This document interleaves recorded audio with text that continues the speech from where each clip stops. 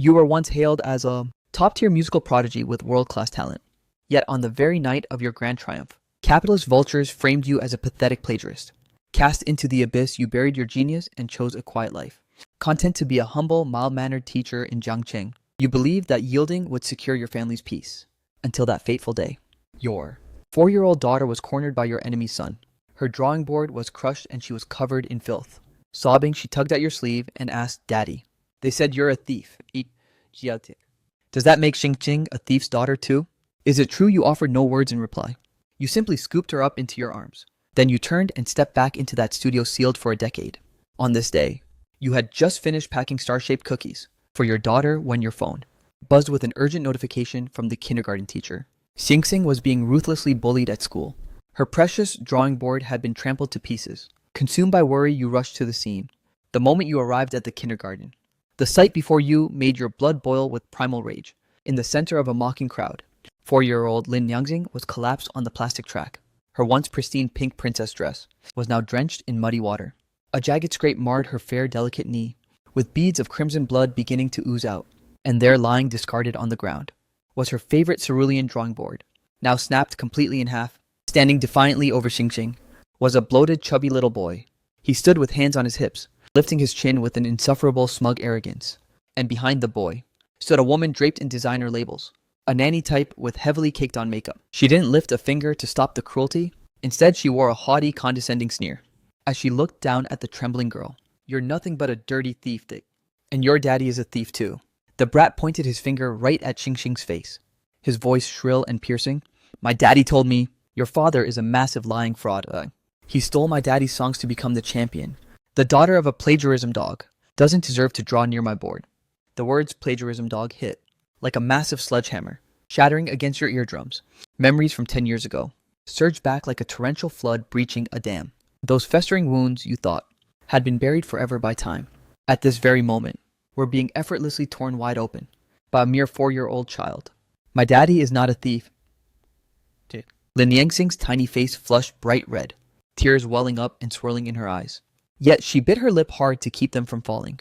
She reached out with her mud-stained little hand, desperately trying to salvage the broken drawing board. "My daddy is the greatest music teacher in the whole world." "You're a liar." "No, I'm not." "My daddy is Jiang Chen Ji, the biggest superstar on the planet right now. He told me so himself." Xingqing finally reached her breaking point.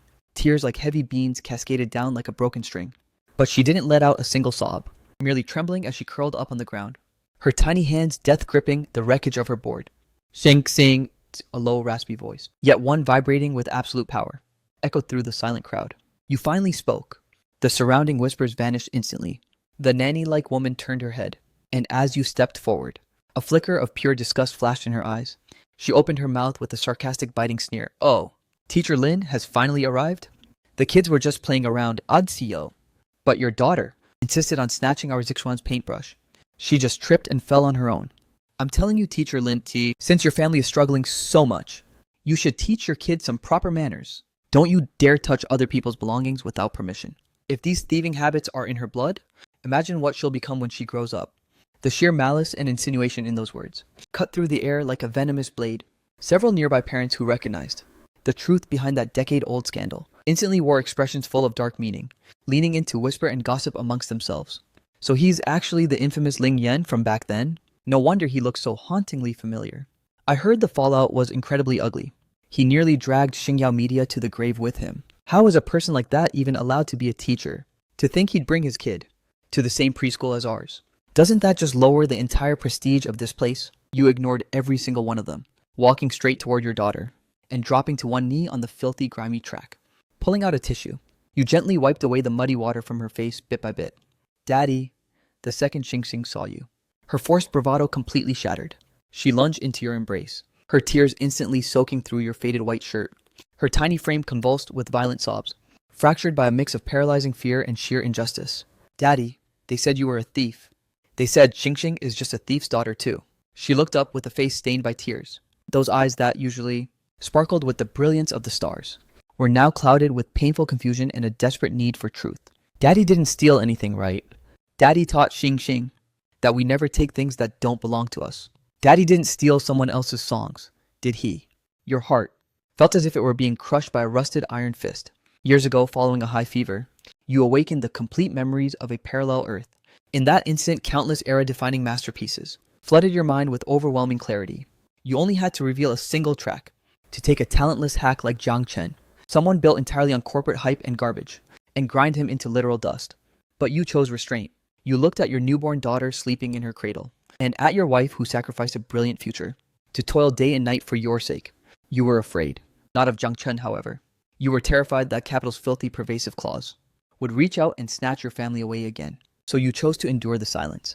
You chose to imprison those brilliant, soaring melodies within the deepest vaults of your mind, donning a bland, harmless persona, solely to protect the sanctuary of your home. But you've retreated for 10 long years, and what do you have to show for it?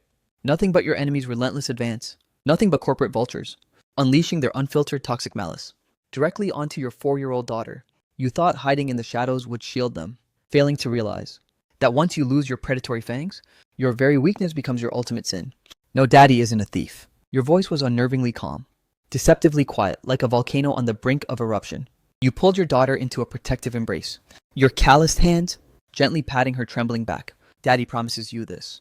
No one can steal what belongs to me, and everything they owe us. I will collect every single debt, with interest, one brutal payment at a time. You stood up, cradling your daughter in your arms, then turned your gaze toward the nanny and the brat. As your eyes swept over the nanny, an inexplicable chill raced down her spine, forcing her to stagger back half a step. What are you staring at? She shrieked, her bravado crumbling. Am I lying, Go? Mr. Jiang Chen is about to start his national tour. You're just a disgraced, washed-up artist. What are you actually going to hit me? You didn't waste a single breath on her. You simply spoke with chilling composure. Go tell Jiang Chen that his worst nightmare is about to begin.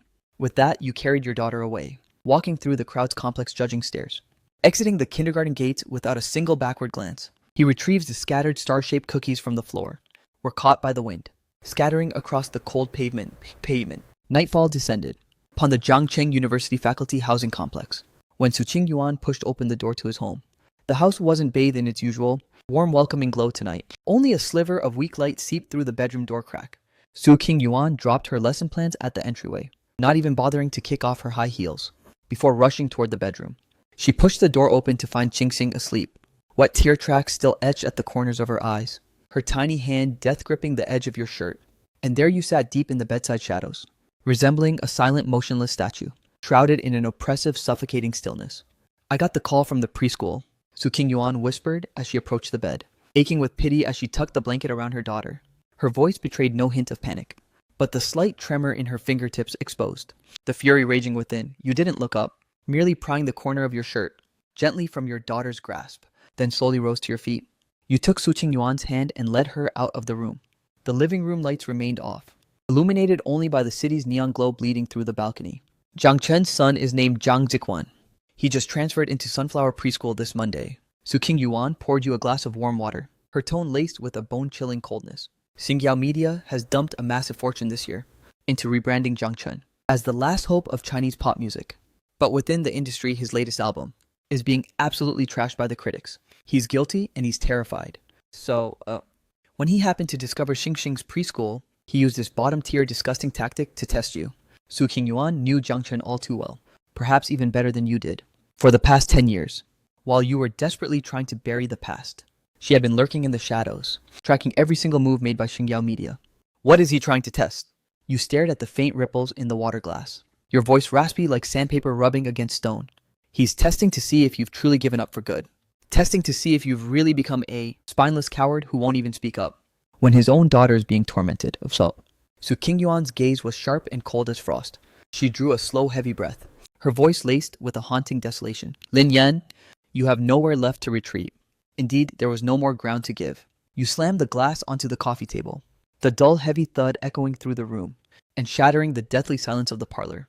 You strode out onto the balcony, staring at the city brilliantly lit, yet radiating nothing but cold malice towards you. The decade of suppressed fury nearly burst from your chest. For 10 years, you spent every night brainwashing yourself, claiming that as long as you abandoned music and played the role of a perfect husband and father, the nightmares of your past would never catch up. But reality had proven that compromise never buys forgiveness. It only invites more ruthless, insatiable bullying. Qingyuan, you said suddenly, turning back to face your wife. Within those eyes that were usually so gentle, A dormant spark began to flicker and ignite. It was a long-buried lethal sharpness, a lethal resolve about to break from its cocoon. You finally made up your mind? Well, Su Qingyuan wasn't surprised in the least. She simply stood there, quiet and unwavering. Just as she did 10 years ago when the world spat on you. You gave a slow, deliberate nod. Yes, I'm ready. Since they think I'm dead and buried, then I'll crawl out of hell and sing them a song. Su Qingyuan's eyes instantly welled with crimson. But she bit her lip with everything she had, refusing to let a single tear escape. She hurried over to the television cabinet and reached into the very bottom drawer, pulling out a single brass key. The metal was warm from being clutched in her palm, embodying a decade's worth of silent waiting. She pressed the key into your hand, her voice choked yet incredibly firm. Go! It's been waiting for you for a very long time. Gripping that brass key still warm from her touch, you turned and headed down the hallway, toward that tightly sealed, forgotten door. Each step you took was heavy, stable, and powerful. The lock turned in the darkness, letting out a crisp, metallic click, sounding as if 10 years of shackles had finally shattered. The power to the study room surged to life, cold white light instantly flooding the chamber, and illuminating the absolute resolve in your eyes. You pulled back the chair and sat at the long-neglected workstation, pressing the power button on the computer tower. As the screen flickered to life, you deftly opened the browser, your fingers dancing across the keys with a lightning speed.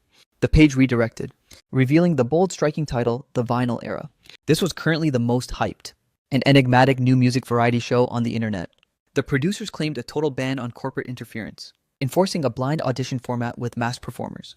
The judges wouldn't see your face, wouldn't care about your status, and wouldn't dig into your past resume. Everything relied solely on the originality and the raw, destructive power of the music itself. You clicked the registration portal and typed the name Time as your stage alias. A decade condensed into a single word. 10 years of lost time. With that step complete, a notification popped up on the screen. Please upload your preliminary demo audio file. Original works only. Duration must be no less than 120 seconds. You reached for the monitoring headphones and slid them on, plugging your guitar into the sound card interface. You pulled the microphone stand close and shut your eyes. In your mind, a masterpiece from Earth, titled Life in Full Bloom, began to manifest with crystalline clarity. That rock anthem saturated with despair, struggle, fury, and unyielding determination was a battle song tailor-made for this exact moment. The sound of the guitar strumming was like a raging inferno, raw and possessed by a desperate tearing energy that instantly consumed every corner of the room. You leaned into the microphone. Your voice, silent for 5 long years, was now seasoned by long-term suppression, making it raspy, yet that rasp gave the song a breathtaking, soul-crushing sense of narrative. I want to transcend this mundane without any traps. Without any pretense, you kept your gaze lowered, like a traveler who had wandered the abyss for 10 years. As the final note faded, the lingering vibrations trembled in the air, refusing to settle for a long time. You slowly removed your headphones, your gaze now terrifyingly cold. An icy, untouchable aura radiated from your entire being. With a sharp click of the mouse, you grabbed the freshly recorded demo and dragged it straight into the Vinyl Age submission box. You hit send. The progress bar flashed to completion instantly. A green checkmark popped onto the screen, registration successful. Please await the production team's review notification. Leaning back, you stared out into the pitch-black night, a cold, fierce smirk flickering across your lips. Zhang Chen, enjoy your final moments of glory. 18th floor of the Jiangcheng TV building, the heart of the Vinyl Age production center. It was 2:30 in the morning, yet the entire floor remained ablaze with fluorescent lights. The bitter stench of black coffee mixed with stale tobacco, swirling through the heavy, stifling atmosphere until it made one's chest feel tight. Several directors were slumped over their desks, wearing heavy monitoring headphones, their eyes glazed as they stared at the computer screens, watching the rising and falling audio waveforms. They barely had the strength left to even rub their eyes. Next track, Jim Tit. Chief Director Chen Qi ripped off his headphones, massaging the bridge of his bloodshot nose with force. He grabbed a bottle of ice water and downed it, his Adam's apple, bobbing, as he spoke with unmistakable irritation and exhaustion. What kind of trash are we selecting now? Intros plagiarized from obscure foreign tracks. Choruses using the same generic overused chords, layered under thick autotune and excessive editing. And they have the audacity to call this original? Do these people have some kind of destructive misunderstanding of the word originality? Xiao Zhao, the casting coordinator nearby, gave a bitter smile as he set aside his headphones and handed over a thin, underwhelming list. His voice was laced with helplessness. Director Chen, you know the state of the music industry better than anyone. Ever since Starry Media's assembly line, idol manufacturing model took over the market. The major charts are choked with fan-manufactured industrial trash. The genuinely gifted independent musicians are either starving and forced into other careers, or being blackmailed into churning out brainless 3-second hook viral garbage. Our show's core is blind listening, pure originality regardless of status. We set the bar sky high, but the applicants are 80% thirst trap influencers looking for clout, and the remaining 20% is just pretentious, shallow copycat drivel. Chenka slammed his fist onto the desk, sending the liquid in his coffee cup splashing out, to form a dark, jagged stain on the surface. Keep digging, even if you have to gut the inbox. Find me just one decent, soulful track. Chenka gritted his teeth, his eyes burning with a desperate, obsessive fire. Xiao Zhao sighed heavily, before dragging the mouse, to refresh the primary inbox, which was drowning under tens of thousands of unread submissions. Suddenly, he knit his brows. Director Chen said, "A new email just landed 10 minutes ago. The application form is practically a ghost town. No professional history. No signed record label. The name column just says 2 words time." Xiao Zhao just squinted at the minimalist information, his tone dripping with skepticism. There isn't even a proper backing track. Just a single raw vocal and instrument file. And the background noise is terrible. It looks like it was recorded at home on some cheap random microphone. "Play it," Chunka commanded, his voice hollow with absolute disappointment. He had already abandoned all hope. An amateur who couldn't even afford a studio was likely just another guitar-strumming dreamer, with zero technical skill or actual talent. Xiao Zhao clicked the play button. The speakers first crackled with a faint, electric hiss of low-quality static. After a few seconds of dead air, a crisp, jagged, almost primal and savage, guitar riff tore through the room. Without warning, it exploded through the deathly silent office, with a thunderous crash at the very first chord. Director Chen bolted upright in his chair, the exhaustion in his eyes evaporating instantly. He could hear it clearly. The raw, unadulterated sound of an acoustic guitar, completely devoid of artificial post-processing, yet vibrating with a tension that made his scalp tingle. As the song reached its end, the speakers returned to a heavy silence, leaving only the faint hiss of static white noise. The entire production room was pin-drop silent. For 30 long seconds, not a single soul dared to speak. Everyone was drowning in the spiritual aftershocks of having their souls hammered, unable to snap back to reality. What kind of monster is this?" Xiao Zhao swallowed hard, his voice trembling uncontrollably. He had clawed his way through the music industry for years, but he had never witnessed songwriting or vocals of this caliber. This wasn't just a contestant entering a show. This was a god coming down to sweep the floor and crush everything. Coming to his senses, Chen Ke lunged out of his seat. He grabbed Xiao Zhao by the shoulders, his tone frantic and absolute. "Contact him now. I don't care what it takes or how you do it. It's enough. Sign this time immediately. Save the grand finale slot of the debut stage for him to aichato.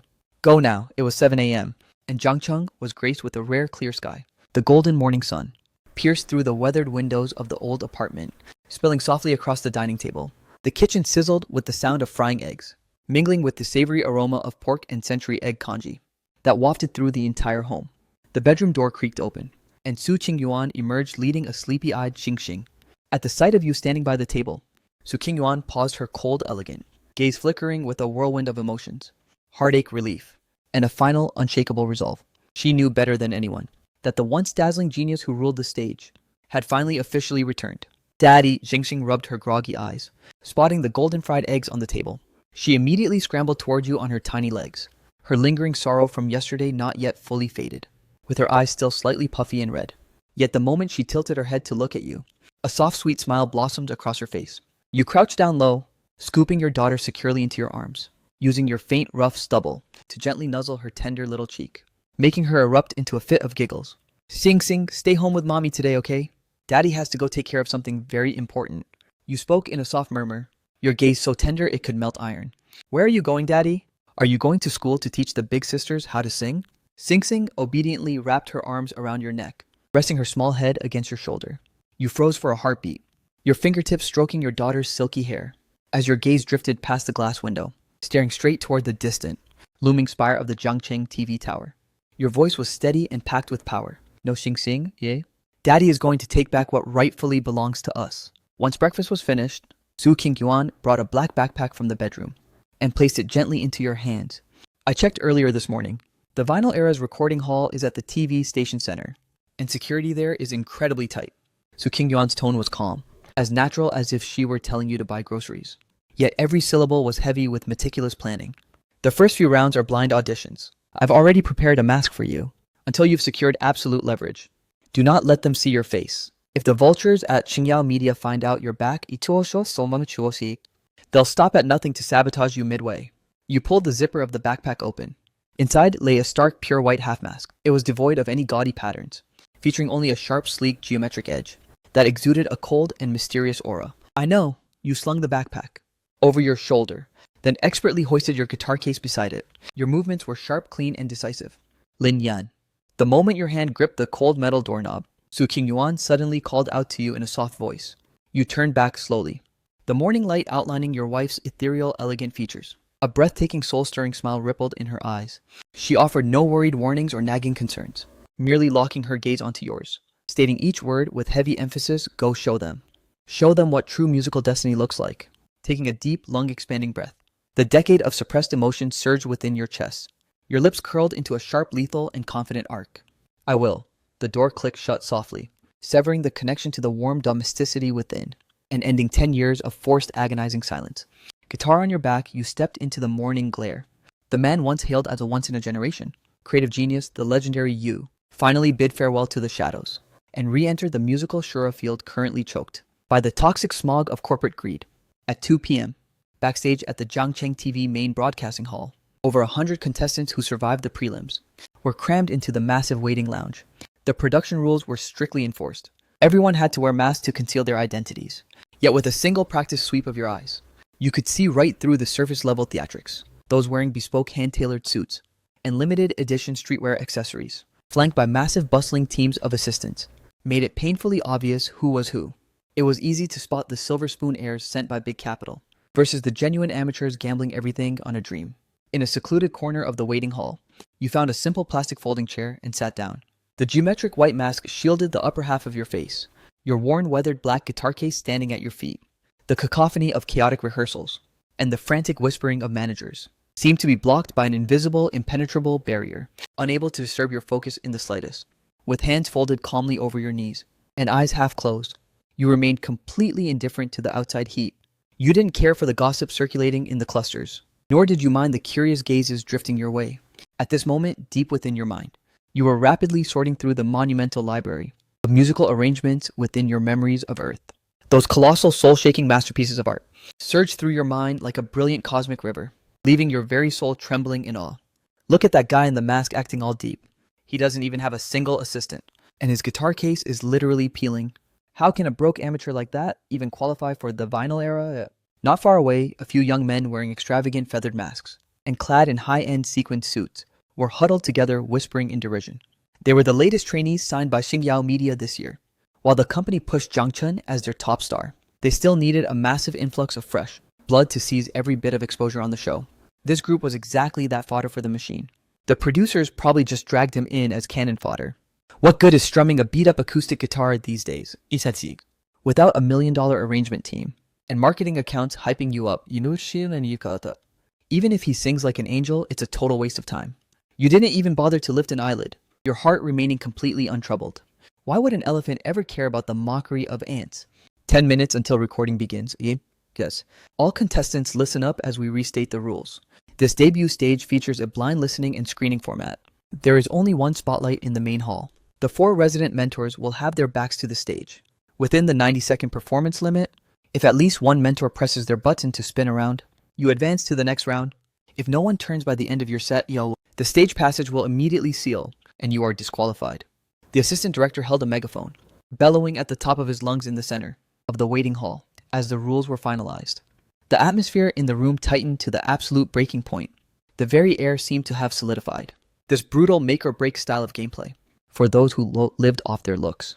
And fan-voted hype was nothing short of a truth-revealing mirror, leaving no room to hide their superficiality. You slowly opened your eyes, those deep orbs beneath the white mask as calm as an ancient well, without a single trace of panic. The recording speed for the first few groups was shockingly outrageous. Ruthless disqualification announcements echoed through the hall. Contestant number 1 has finished. 0 votes, eliminated. Contestant number 2, 60 seconds elapsed. Forcefully stopped by mentors. 0 votes, eliminated. It was a massacre of near-constant failures, without a shred of mercy or sentiment. On the panel sat 4 industry titans. Ding Wei, a veteran critic notorious for his poison tongue. Zhao Ke, an old-school rocker with 20 years of indie grit. The pop empress Han Bing. And Li Yuan, the famously exacting gold medal producer. These 4 were like insurmountable peaks, mercilessly crushing the flawed industrial grade, trash trying to sneak past their ears. What on earth is going through the heads of today's youth? If our creative scene is reduced to these hollow patchwork plastic flowers, then Mandopop might as well be buried alive. From the panel, Dingwei unleashed his verbal barrage into the mic, his tone overflowing with utter disappointment. The audience was plunged into a deathly silence. No one dared to challenge the venomous titan.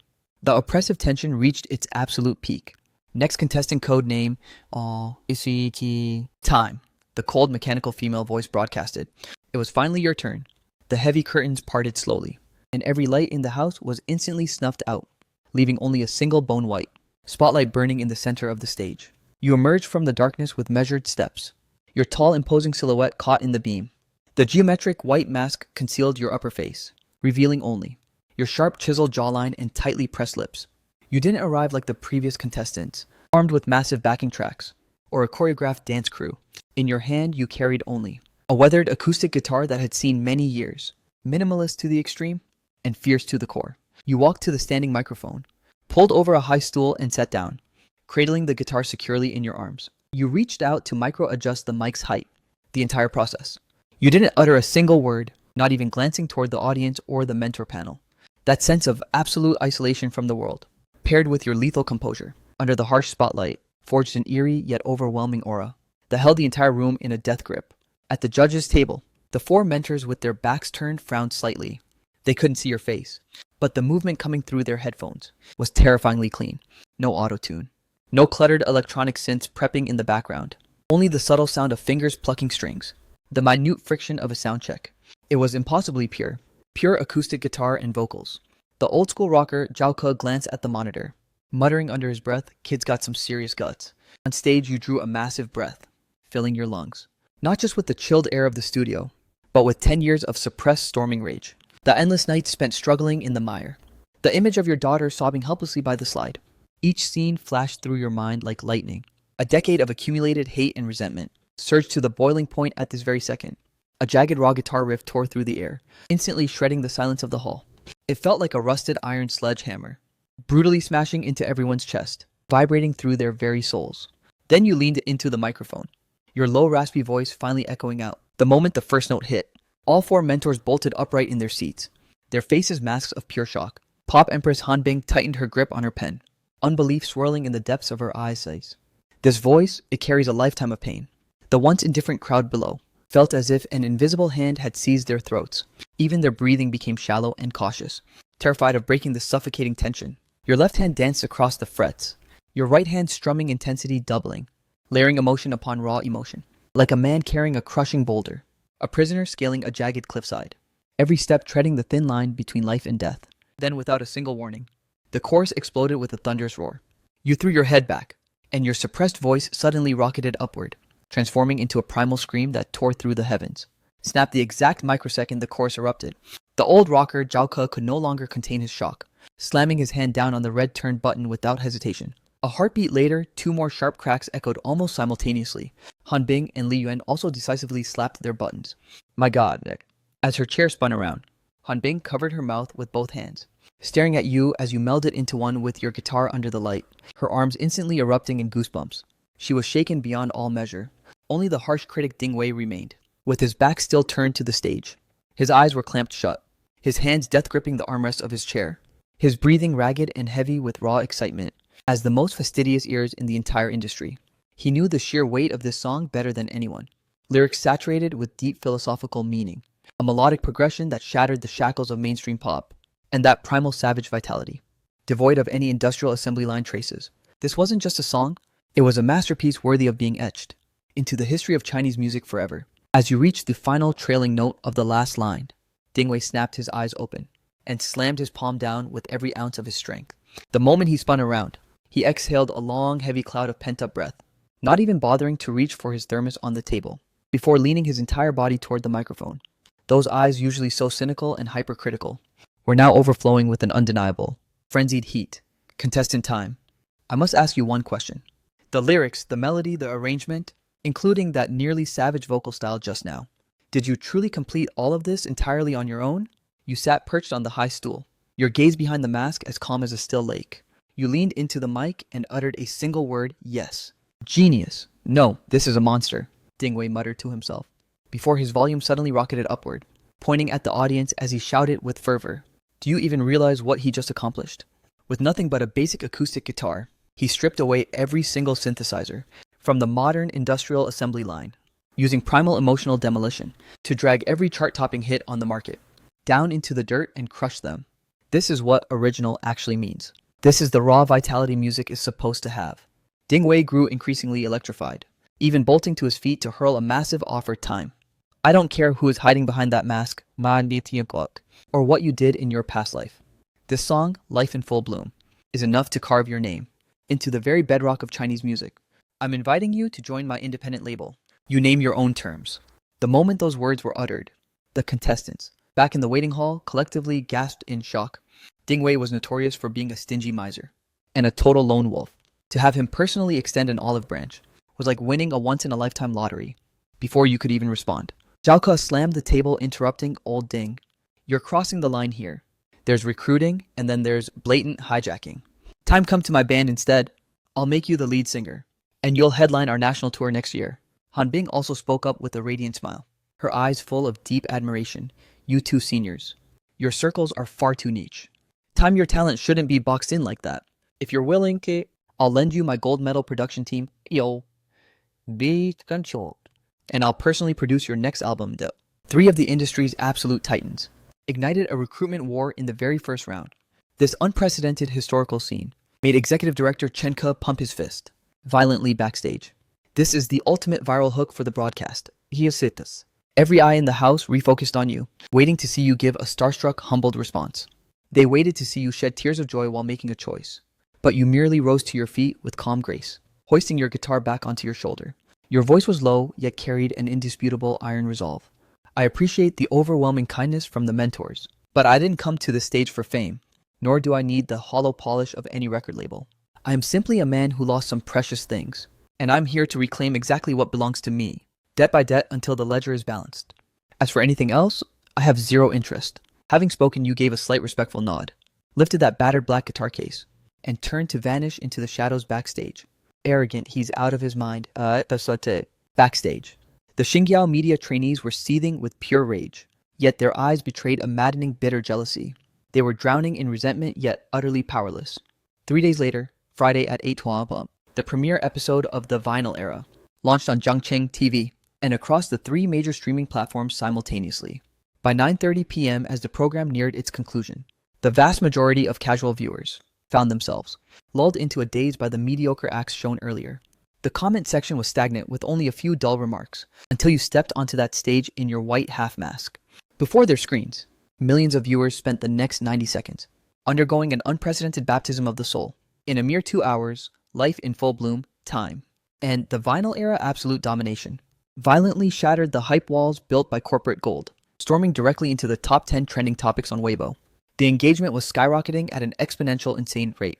At that very moment, in the heart of Zhangcheng's most opulent CBD, on the penthouse floor of Xinjiao Media HQ, Zhang Chen sat perched on a luxurious leather sofa, swirling a glass of expensive red wine in his hand. His hair was meticulously styled, complemented by flawless high-end Korean-style makeup, yet his eyes were shadowed by a chronic, restless void. He irritably tossed his tablet onto the coffee table.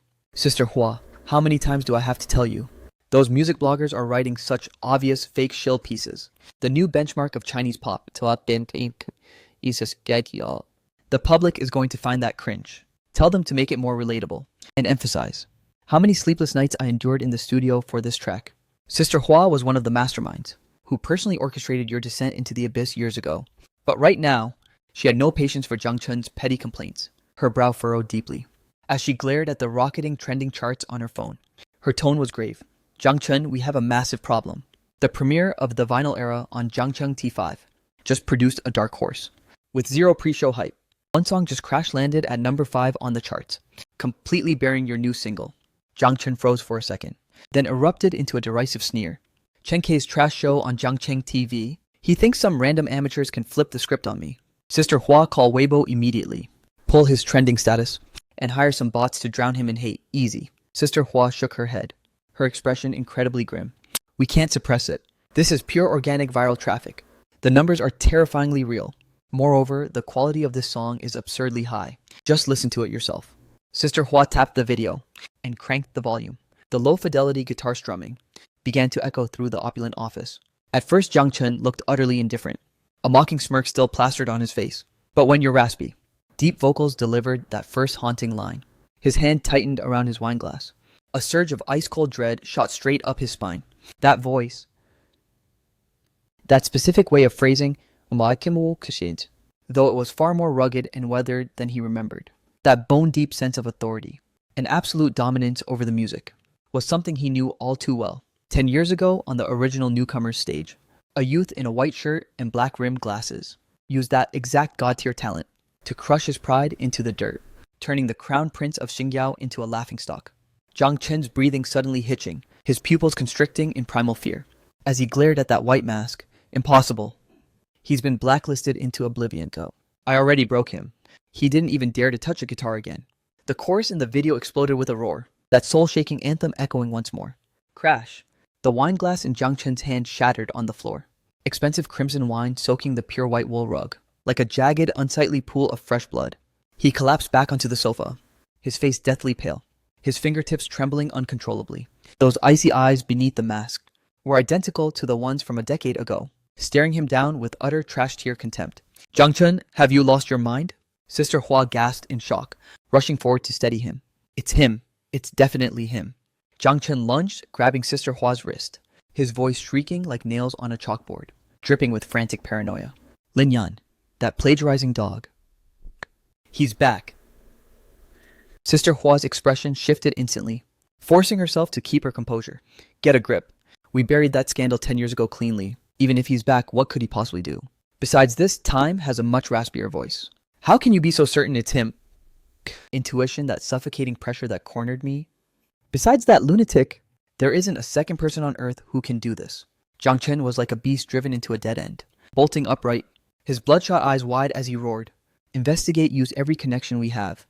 Got the Jiangcheng TV backstage records. If it really is him, he trailed off, leaving the threat hanging. But the pathological madness and terror in his eyes had already betrayed the cowardice in his soul. After 10 years of basking in stolen glory, he could never allow the true king to crawl out from his grave and reclaim everything that was rightfully his. But you had already prepared for this war. This revenge, delayed for an entire decade, has only just begun to unfold. The early morning in Jiangcheng is shrouded in a delicate thin mist, in contrast to the massive tidal wave triggered online by the anthem Life in Full Bloom. Inside your weathered old apartment, daily life remains as tranquil as a deep, undisturbed well. In the frying pan, the edges of a golden egg sizzle with delicate oil bubbles. You expertly scatter diced ham into the skillet.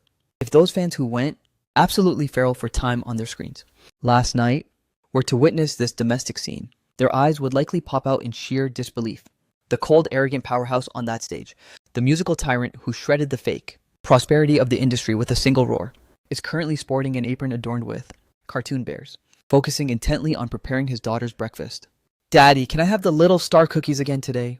Lin Yingxing mumbles, rubbing her groggy eyes. She waddles to the kitchen door and hugs your leg like a tiny shadow. You kill the heat and crouch down, gently nuzzling your nose against her soft, sweet cheek. Of course you can. Daddy baked a fresh batch late last night, but you have to finish your eggs and milk first. Yay, Jingising claps her tiny hands in delight, but quickly.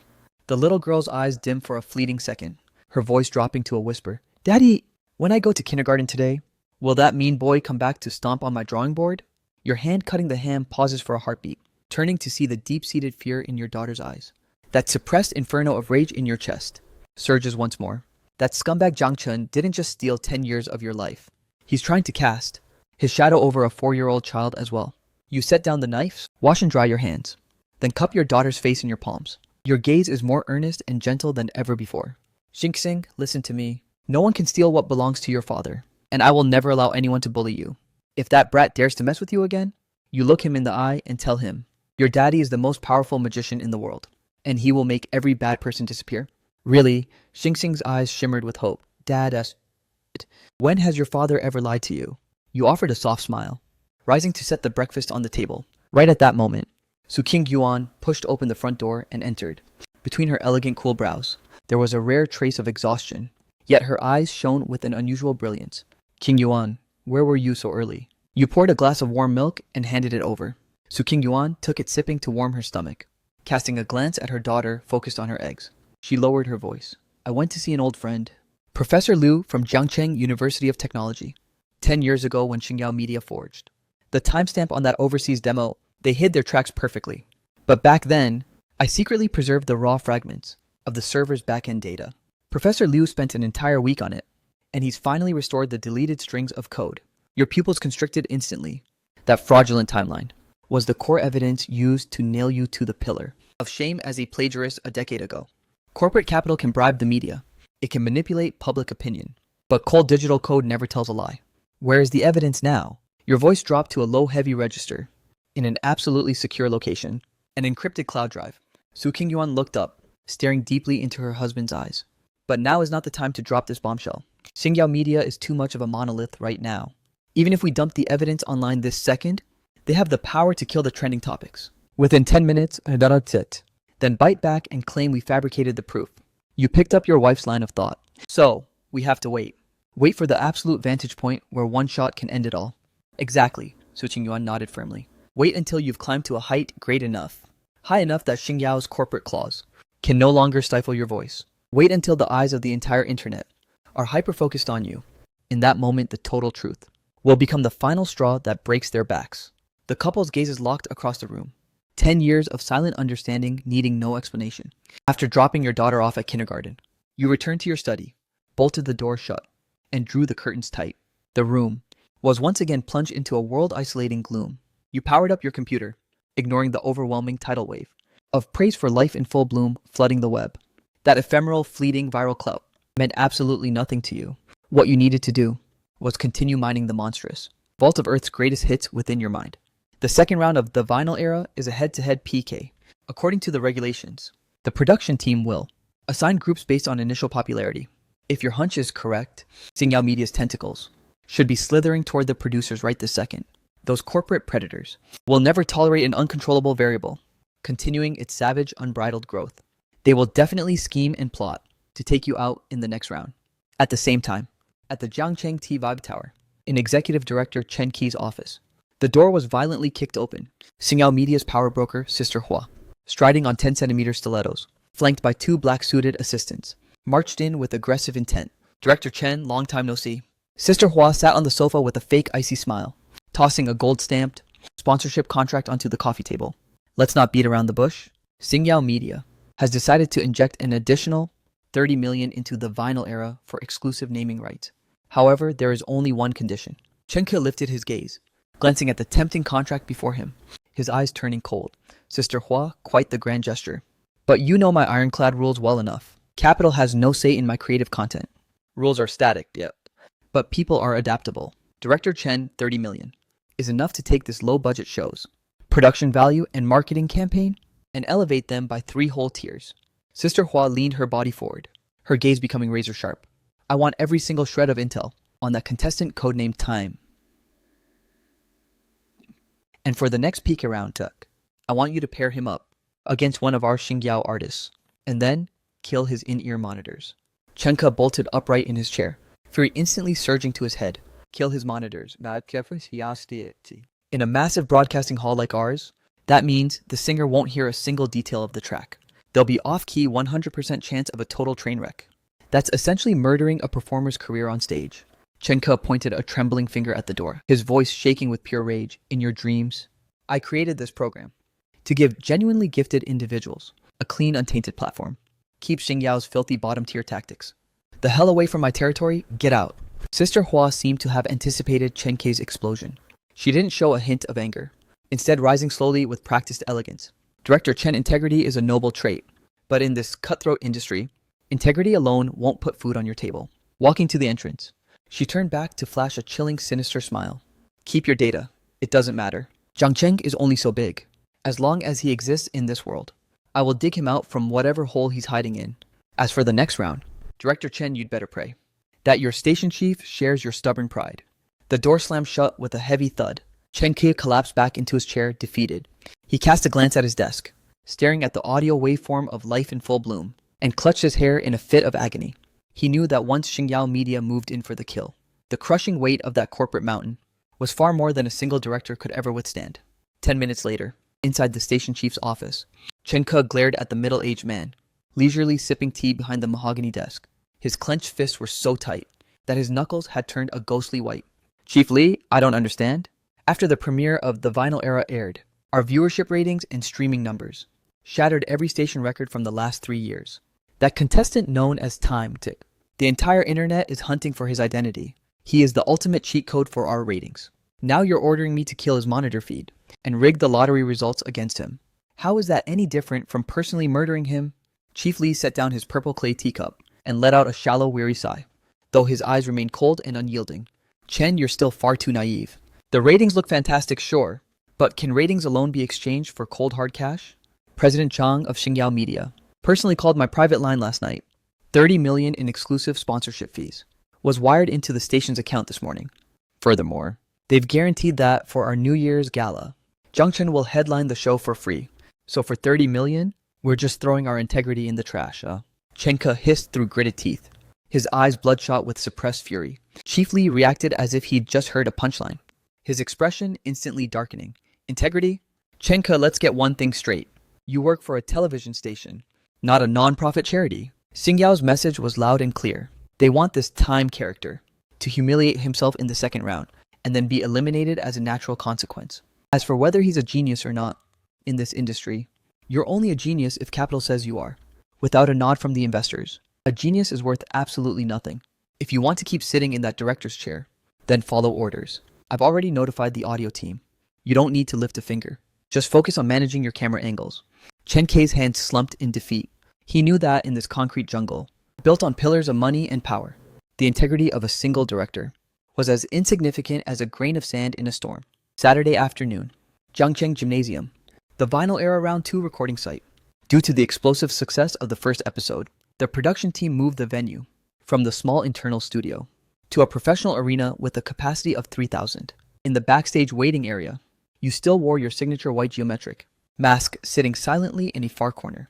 The surrounding chaos seemed unable to touch you. Hey, you're that Time guy, right? A voice dripping with contempt and provocation shattered the tranquility of your space. You slowly lifted your head. Standing before you was a man with silver-dyed hair, clad in an outfit encrusted with flashy rhinestones. He was also masked, but his only covered half his face, leaving his meticulously done eye makeup and arrogant chin exposed. Behind him, 4 assistants followed to manage his styling and touch up his makeup. A massive, intimidating entourage. The silver-haired youth looked down his nose at you, his lips curling into a sneer. The name's Huan Zhong. Don't think that because you went viral with that tragic folk song in round 1, that you're actually a big shot now. This industry is about comprehensive strength. It's about branding and marketability. Once we're out on that stage, I'm going to show you exactly what true stage dominance looks like. You'd better pray you don't lose too pathetically. You looked at the plastic idol standing before you, your eyes devoid of any anger, filled only with a calm, stagnant indifference. Xingyao Media's lackeys, even this brand of blustering stupidity, is an exact carbon copy of Zhang Chen from 10 years ago. You withdrew your gaze, your voice flat without a single ripple of emotion. Are you finished with your little speech, Akoye? If you're done, move aside. You're blocking my light.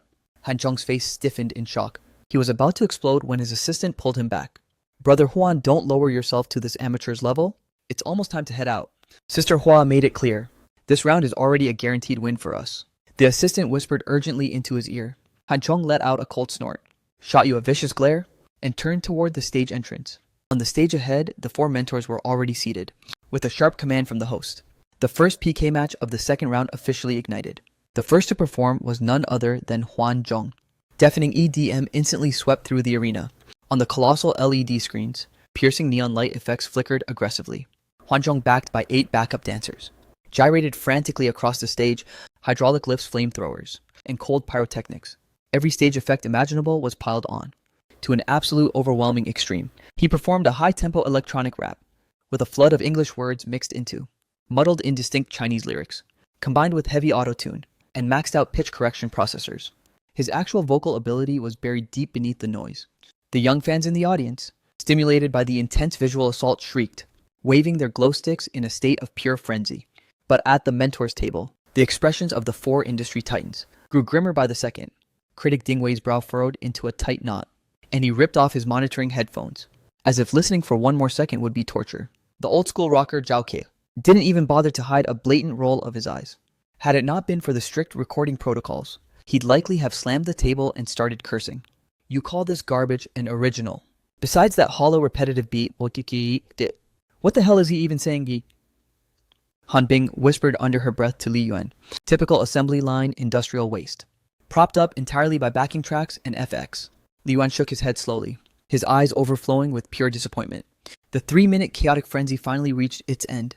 Han Zhong struck a pose he thought looked cool, his chest heaving violently as he soaked in the deafening shrieks of the crowd. He glanced at the mentors with smug confidence, convinced his advancement was already set in stone. Next contestant, code name, time, as the announcement rang out. The cheers of the arena plummeted into a sudden hush, before erupting into a roar far more feral and pure than anything heard before. Amidst this tsunami of sound, clutching that same weathered acoustic guitar, you emerged slowly from the dark tunnel. You had no flashy backup dancers, no blinding special effects, only a single, stark cold white spotlight, tracing the lines of your tall silhouette. You approached the standing microphone and settled onto the high stool. Inside the control room, Chen Ke stared fixatedly at the monitor, his heart practically leaping into his throat. He slammed the intercom button. Audio team, I'm warning you, don't you dare touch anything. If there's a single playback accident in this set, I'll stake my life on it. I will see every one of you in court. However, the only reply from the intercom was a burst of static. In a concealed corner beneath the stage, the audio director let out a cold sneer, glancing down at a message that had just appeared on his phone. A bank transfer notification flashed on the screen. Without a shred of hesitation, he grabbed a fader on the console and slammed it to the absolute bottom. Click, seated in the center of the stage. The monitoring earpieces nestled in your ears suddenly emitted a faint sharp pop of static. In the following heartbeat, the headphones that allowed you to hear your own breath and the ambient acoustics of the arena went completely dead, plunging you into a void of silence. The monitor feed had been severed in a massive stadium holding 3,000 people. The propagation of sound creates a colossal lag and a chaotic web of echoes. Without those monitoring earpieces, piping the accompaniment and your raw vocals back into your ears in real time, a singer standing on that stage becomes effectively blind and deaf. He can't gauge his own pitch, nor can he lock onto the rhythm of the track. It takes only a matter of seconds before the massive environmental echo drags him completely off key. Xing Yao Media's under-the-table assassination attempt was as lethal as it was merciless. Your fingers rested upon the guitar strings, and beneath the mask, your brow furrowed slightly. You drew a deep breath and attempted a soft experimental cough. Still, the earpieces provided zero feedback. In that instant, you understood exactly what had transpired. The audience and the mentors below remained blissfully unaware of the sabotage, waiting in pin-drop silence for your performance to begin. If this were the gentle, fragile version of you from the past, you might have panicked right then and there. Perhaps you would have stopped, signaling the production crew for help. But you are not that man. You are an avenger carrying the weight of an entire era's brilliant civilization from Earth. Your lips curled into a bone-chilling smirk. Instead of signaling the backstage to halt, you reached up in front of 3,000 people and countless cameras and ripped those incredibly expensive, custom-made monitoring earpieces straight out of your ears. You tossed them carelessly onto the stage floor. What is he doing? Ding Wei, sitting at the mentor's table, keenly captured that single movement and bolted upright in his seat. He ditched his monitors, singing without a feed in a venue like this. Has he completely lost his mind? Li Yuan's face paled as he let out a shocked cry. Inside the control room, Chen Ke witnessed this scene and squeezed his eyes shut in pure agony. It's over. Everything is ruined. Yet standing upon that stage, you were plunged into a state of supernatural serenity.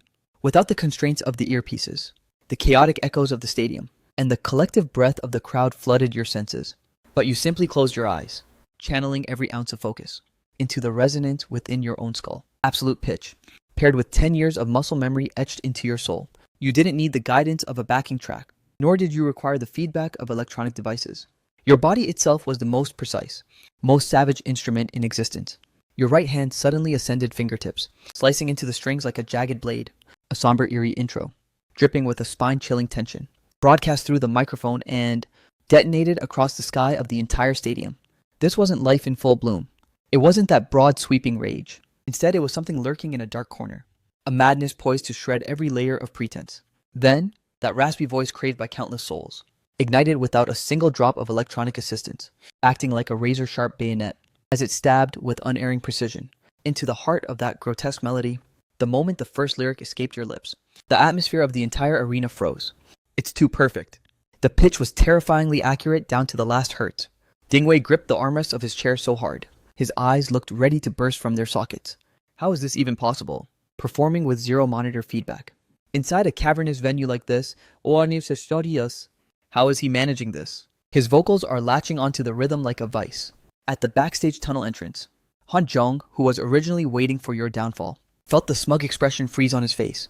Though he was just a half-baked idol propped up by corporate money, he possessed enough basic musical knowledge to know that watching you rip off your monitors, with nothing but a battered acoustic guitar, was a display of terrifying vocal prowess he wouldn't dare dream of in 1,000 lifetimes. Such absolute control, this overwhelming aura of dominance, weighed so heavily on him he could barely breathe, sparking a primitive urge to fall to his knees. No, this is impossible. Didn't the audio crew cut his line? Han Zhong's voice trembled, turning frantically toward his assistant. On the stage, the suppressed emotions had reached a volatile breaking point. Suddenly, you snapped your eyes open. Beneath that white geometric mask, your gaze caught the refraction of the spotlights, igniting with a chilling predatory brilliance. You bolted upright, fingers slashing violently across the strings, unleashing a deafening thunderous chord. Your entire aura instantly reached a world-shaking explosion. As the song reached its climax, the 3,000 spectators went absolutely feral. Countless people lunged from their seats, covered in full-body goosebumps, as tears involuntarily surged from their eyes. No one knew the name of this track, nor did they know the history hidden behind your mask, but that soul-piercing emotional resonance was like a raging inferno, incinerating every ounce of pent-up sorrow, buried deep within their hearts. He's calling them out. He's using this song to wake up the entire industry. At the mentor's table, the industry veteran Zhao Qi slammed his fist down. This is terrifyingly good. Pop Queen Hanbin clutched her chest, her heart hammering against her ribs. This level of high-frequency power, this level of raw emotional intensity, performed without a single monitor feed, yet he didn't miss a single breath. Is such a feat even humanly possible? You sat perched on the high stool, your chest heaving with exertion, as you slowly lowered your gaze to retrieve the abandoned earpieces from the floor. Then you rose to your feet and walked to the very edge of the stage in silence. Under the shocked collective gaze of the arena, you took those priceless headphones and tossed them with precision, directly in front of the center stage camera lens. From beneath the mask came your low, raspy voice, dripping with a chilling, bone-deep significance. This gear is broken, but I hope it's just the hardware that's rotten, not the heart. Boom, those words were like a depth charge, detonating instantly among the mentors and the crowd. Senior critic Ding Wei bolted upright, snatching his own headset to listen to the feed. After only a few seconds of audio, the man who usually prized decorum turned livid. He slammed his headphones onto the desk, grabbed his microphone, and roared toward the control room in a fury. Audio crew production team. What the hell do you think you're doing, Isoro? In a high-stakes match like this, you dared to cut a contestant's monitor feed. The 3,000 spectators froze for a heartbeat, then erupted into a tidal wave of rage. Rigged. It's a setup, sabotage. Cutting the feed, have you no shame? Kyo. Just to protect that talentless idol, you'd use such bottom-tier filthy tactics. To backstab time, give us our money back. The indignation was electric, the roar of the crowd nearly blowing the roof off the gym. Inside the control room, Chen Ke stared at the chaotic scene on his monitors. Initial shock gave way to a surge of pure ecstasy coursing through his veins. He's alive. Not only did time refuse to collapse, but he used a god-tier live performance to stomp Xinjiao Media's assassination attempt into the dirt and rip away their veil of lies in public. Director, what do we do now? Should we kill the live broadcast signal? The assistant director asked in a frantic panic. Chen Ke slammed the desk with a thunderous bang. Roaring with bloodshot eyes, cut the feed, hell no. Push every camera in. Give me a tight close-up on Time's face. Get a macro shot of those earpieces on the floor. Xinjiao Media wants to play dirty. Then I'm going to play this game with them until the bitter end. At that exact moment, on the top floor of Xinjiao Media's headquarters, Zhang Chun kicked the glass coffee table over in a rage, shattering bottles of wine worth hundreds of thousands. His face was as pale as a ghost, his eyes overflowing with unconcealable terror and madness. The man in the white mask on the screen was like a high and mighty god of life, with one hand delivering a crushing blow, stripping away all of Zhang Chun's dignity and vanity until he was left utterly exposed. Useless, you're all freaking useless. Zhang Chun acted like a complete lunatic, screaming at Sister Hua in the middle of the office. I told you to find someone to destroy him, Tok. And this is the best you could do. You're not ruining him, you're turning him into a legend. You're building the very staircase for his return to the throne. Sister Hua's face was equally devoid of color. How could I have known Ariskekit? Who could sing so perfectly without any monitor feedback? It completely defies all logic. Defies logic. It's because he is Lin Yan. Because he's a total through-and-through monster. Zhang Chen violently clutched his own hair, collapsing helplessly onto the sofa. Just then, The office door was kicked open with a bang, and the PR manager rushed in drenched in sweat. His voice carried a desperate sobbing edge. President Jiang. Sister Hua, we have a massive disaster on our hands. Clips from the Vinyl Era livestream have been recorded and leaked everywhere by netizens. The whole internet is hunting for whoever cut Time's audio. The tag Xingyao Media Rigged is rocket launching toward the #1 trending spot. The PR team can't suppress the backlash anymore. Darkness flashed before Jiang Chen's eyes. He knew this revenge storm brewing for 10 years was only just beginning to blow its first breeze. And yet he was already feeling its bone-chilling frost. 2 a.m. The city's neon lights bleed into the relentless autumn rain, blurring into hazy, distorted spots. Inside the penthouse boardroom of Xingyao Media, thick smoke swirls like a suffocating gas chamber. Over 20 core PR veterans were summoned back tonight, the frantic clatter of keyboards sounding like rapid gunfire. On the colossal screen at the head of the table, social media data charts scroll in real time. The crimson curve, representing Time's legendary God-tier live performance, climbs at a steep, unstoppable angle, ruthlessly piercing through Xingyao's prized traffic ceiling. Sister Hua, we can't contain it anymore. The PR director's eyes are webbed with blood vessels, his voice trembling with pure despair. We dropped 8 million on marketing shills to push Jiang Chen's overseas award to bury the hype. But the netizens aren't biting at all. Every time we post a press release, it's flooded with tens of thousands of mocking comments. Everyone is comparing Jiang Chen's shaky off-key vocals to Time's raw earphoneless mastery. Sister Hua stands before the floor-to-ceiling window, the eerie blue glow of the screen reflecting off her face, making her look exceptionally sinister. Where is Jiang Chen? President Jiang is trashing the lounge. He just brought the lead makeup artist to tears. Nobody dares to go near him right now. The assistant replies with extreme caution. Sister Hua takes a sharp, deep breath. She spins around, her predatory gaze sweeping across the entire room. If standard PR can't suppress the heat of this song, then we destroy the man who sang it. Sister Hua marches to the conference table, leaning her weight onto her hands. She speaks every word with lethal intent. A song is divine. But if the singer is a heinous villain, a rat that everyone wants to stomp in the street, then the public's fanaticism will instantly transform into moralistic fury. The PR director freezes. You mean? Sister Hua doesn't offer a direct answer. She pulls out an encrypted USB and tosses it on the table. Half an hour ago, she used Xingyao's deepest connections to bypass Zhangcheng TV's high-level executives and pay a king's ransom for the contestant's original file. Listen up. For the next 12 hours, mobilize every single bot account we own. Contact our partner influencers, the gossip bloggers. Synchronize the narrative and expose Time's true identity. A cruel sneer curled on Sister Hua's lips. Tell the world that the man being worshipped like a god, hailed as the savior of the music industry, is actually the same plagiarist from a decade ago. The industry scum who was blacklisted by the entire internet. Lin Yan. A collective gasp echoed through the room. Everyone present was a seasoned entertainment veteran. They knew exactly what the word plagiarism meant for a songwriter. It was an indelible stain, a capital sin sufficient to nail a man to the pillar of shame and desecrate his name forever. Sister Hua's speech accelerated, her eyes gleaming with malicious intent. Not only that, dig up all the evidence from 10 years ago, the overseas demo timestamps, the voice recordings of the so-called victims. Bundle it all into long-form infographics. Buy the trending searches, buy the headlines. By 8 a.m. tomorrow, I want the phrase plagiarist dog Lin Yan returns plastered across every single smartphone screen. A calculated internet massacre, orchestrated by the iron hand of capital, officially commenced. 4 a.m. While the city of Zhangcheng still slumbered, a monstrous tsunami was already ravaging the web. It began when a top-tier music critic with 5 million followers posted a manifesto.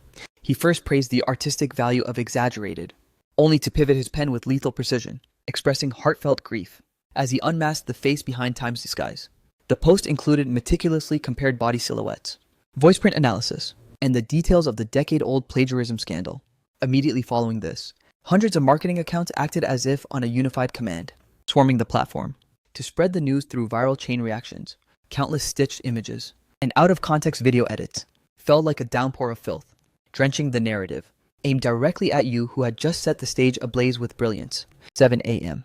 As commuters checked the trending charts on their phones, the narrative had already undergone a spine-chilling reversal. The casual fans who wept for exaggerated last night were now confronted by an avalanche of ironclad evidence, first falling into collective shock, before spiraling into a betrayed visceral fury.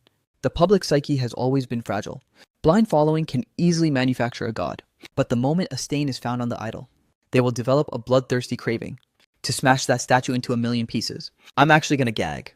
I literally posted that Time was a god last night, and it turns out he's just that plagiarist dog Lin Yan. I want to slap myself. Corporate branding is insane. Wearing a mask to act deep and brooding. He thinks a few songs can wash his record clean. Does the internet have no memory? Boycott Lin Yan. Boycott the vinyl era. Why is a disgraced artist even on TV? Get out of the entertainment industry. Listening to him makes my ears feel dirty. Stealing someone's life's work for glory. Then wearing a mask to cash in, disgusting. Utterly shameless. In just a few short hours. Every drop of praise had curdled into the most venomous curses. The boomerang of cyberviolence spanned a decade, returning with blades sharper than they were back then, stabbing ruthlessly toward you. Early morning at the university faculty housing. Autumn rain tapped against the glass with a rhythmic crackling sound. Su Qingyuan walked out of the kitchen with 2 glasses of warm milk, finding you standing on the balcony clutching your phone, staring calmly at the toxic comments scrolling. Across the screen, she walked over to your side, handing you the warm beverage. Her voice devoid of panic. It finally happened. 10 years of silent endurance had already polished her heart into something indestructible. Xingyao Media moved faster than I anticipated. You took the milk, shifting your gaze away from the screen, to look out at the distant gray horizon. There was no anger in your eyes, only the cold indifference of someone who had seen through the enemy's hand. Zhang Chen is terrified. The more desperate he is to crucify me on that pillar of plagiarism, the more it proves he's terrified of what's coming in the next round. I've already had Professor Liu create a double backup of the decrypted underlying data. Su Qingyuan took a sip of her milk, her tone unwavering. The moment you unmasked during the semifinals and exposed the truth of what happened back then, every single one of these insults will transform into a blade that guts them from within. You shook your head slowly, a bone-chilling smirk playing on your lips. No rush. The heat isn't intense enough yet. The higher capital fans the flames of public outrage. The more explosive the impact will be when the truth drops. I don't just want them to lose the musical war. I want them buried alive in the very court of public opinion, where they feel most invincible. Right then, the phone on the coffee table vibrated violently. 3 words flashed on the screen, Principal Chen. Your gaze instantly darkened. Setting down the glass of milk, you strode back into the living room. The moment you answered, Mr. Lin, get to the kindergarten now. Immediately, on the other end at the Sunflower. Bilingual kindergarten. The principal's voice was a cocktail of panic and alarm. The background was a chaotic mess of shouting crowds and women's shrill weeping curses. What happened, Tak? Your voice turned razor-sharp the surrounding, temperature seemingly plunging to absolute zero. It's about your daughter Xing. The parents have completely lost it. They've blockaded the entrance and won't let us open. They're demanding Su. The principal was so flustered she was incoherent. Demanding what? You asked, your voice dropping an octave. They're demanding that Lin Niangsen be expelled immediately. They say they won't let their precious children share a classroom with the daughter of a plagiarist dog. Mr. Lin, please hurry. The security guards can barely hold them back.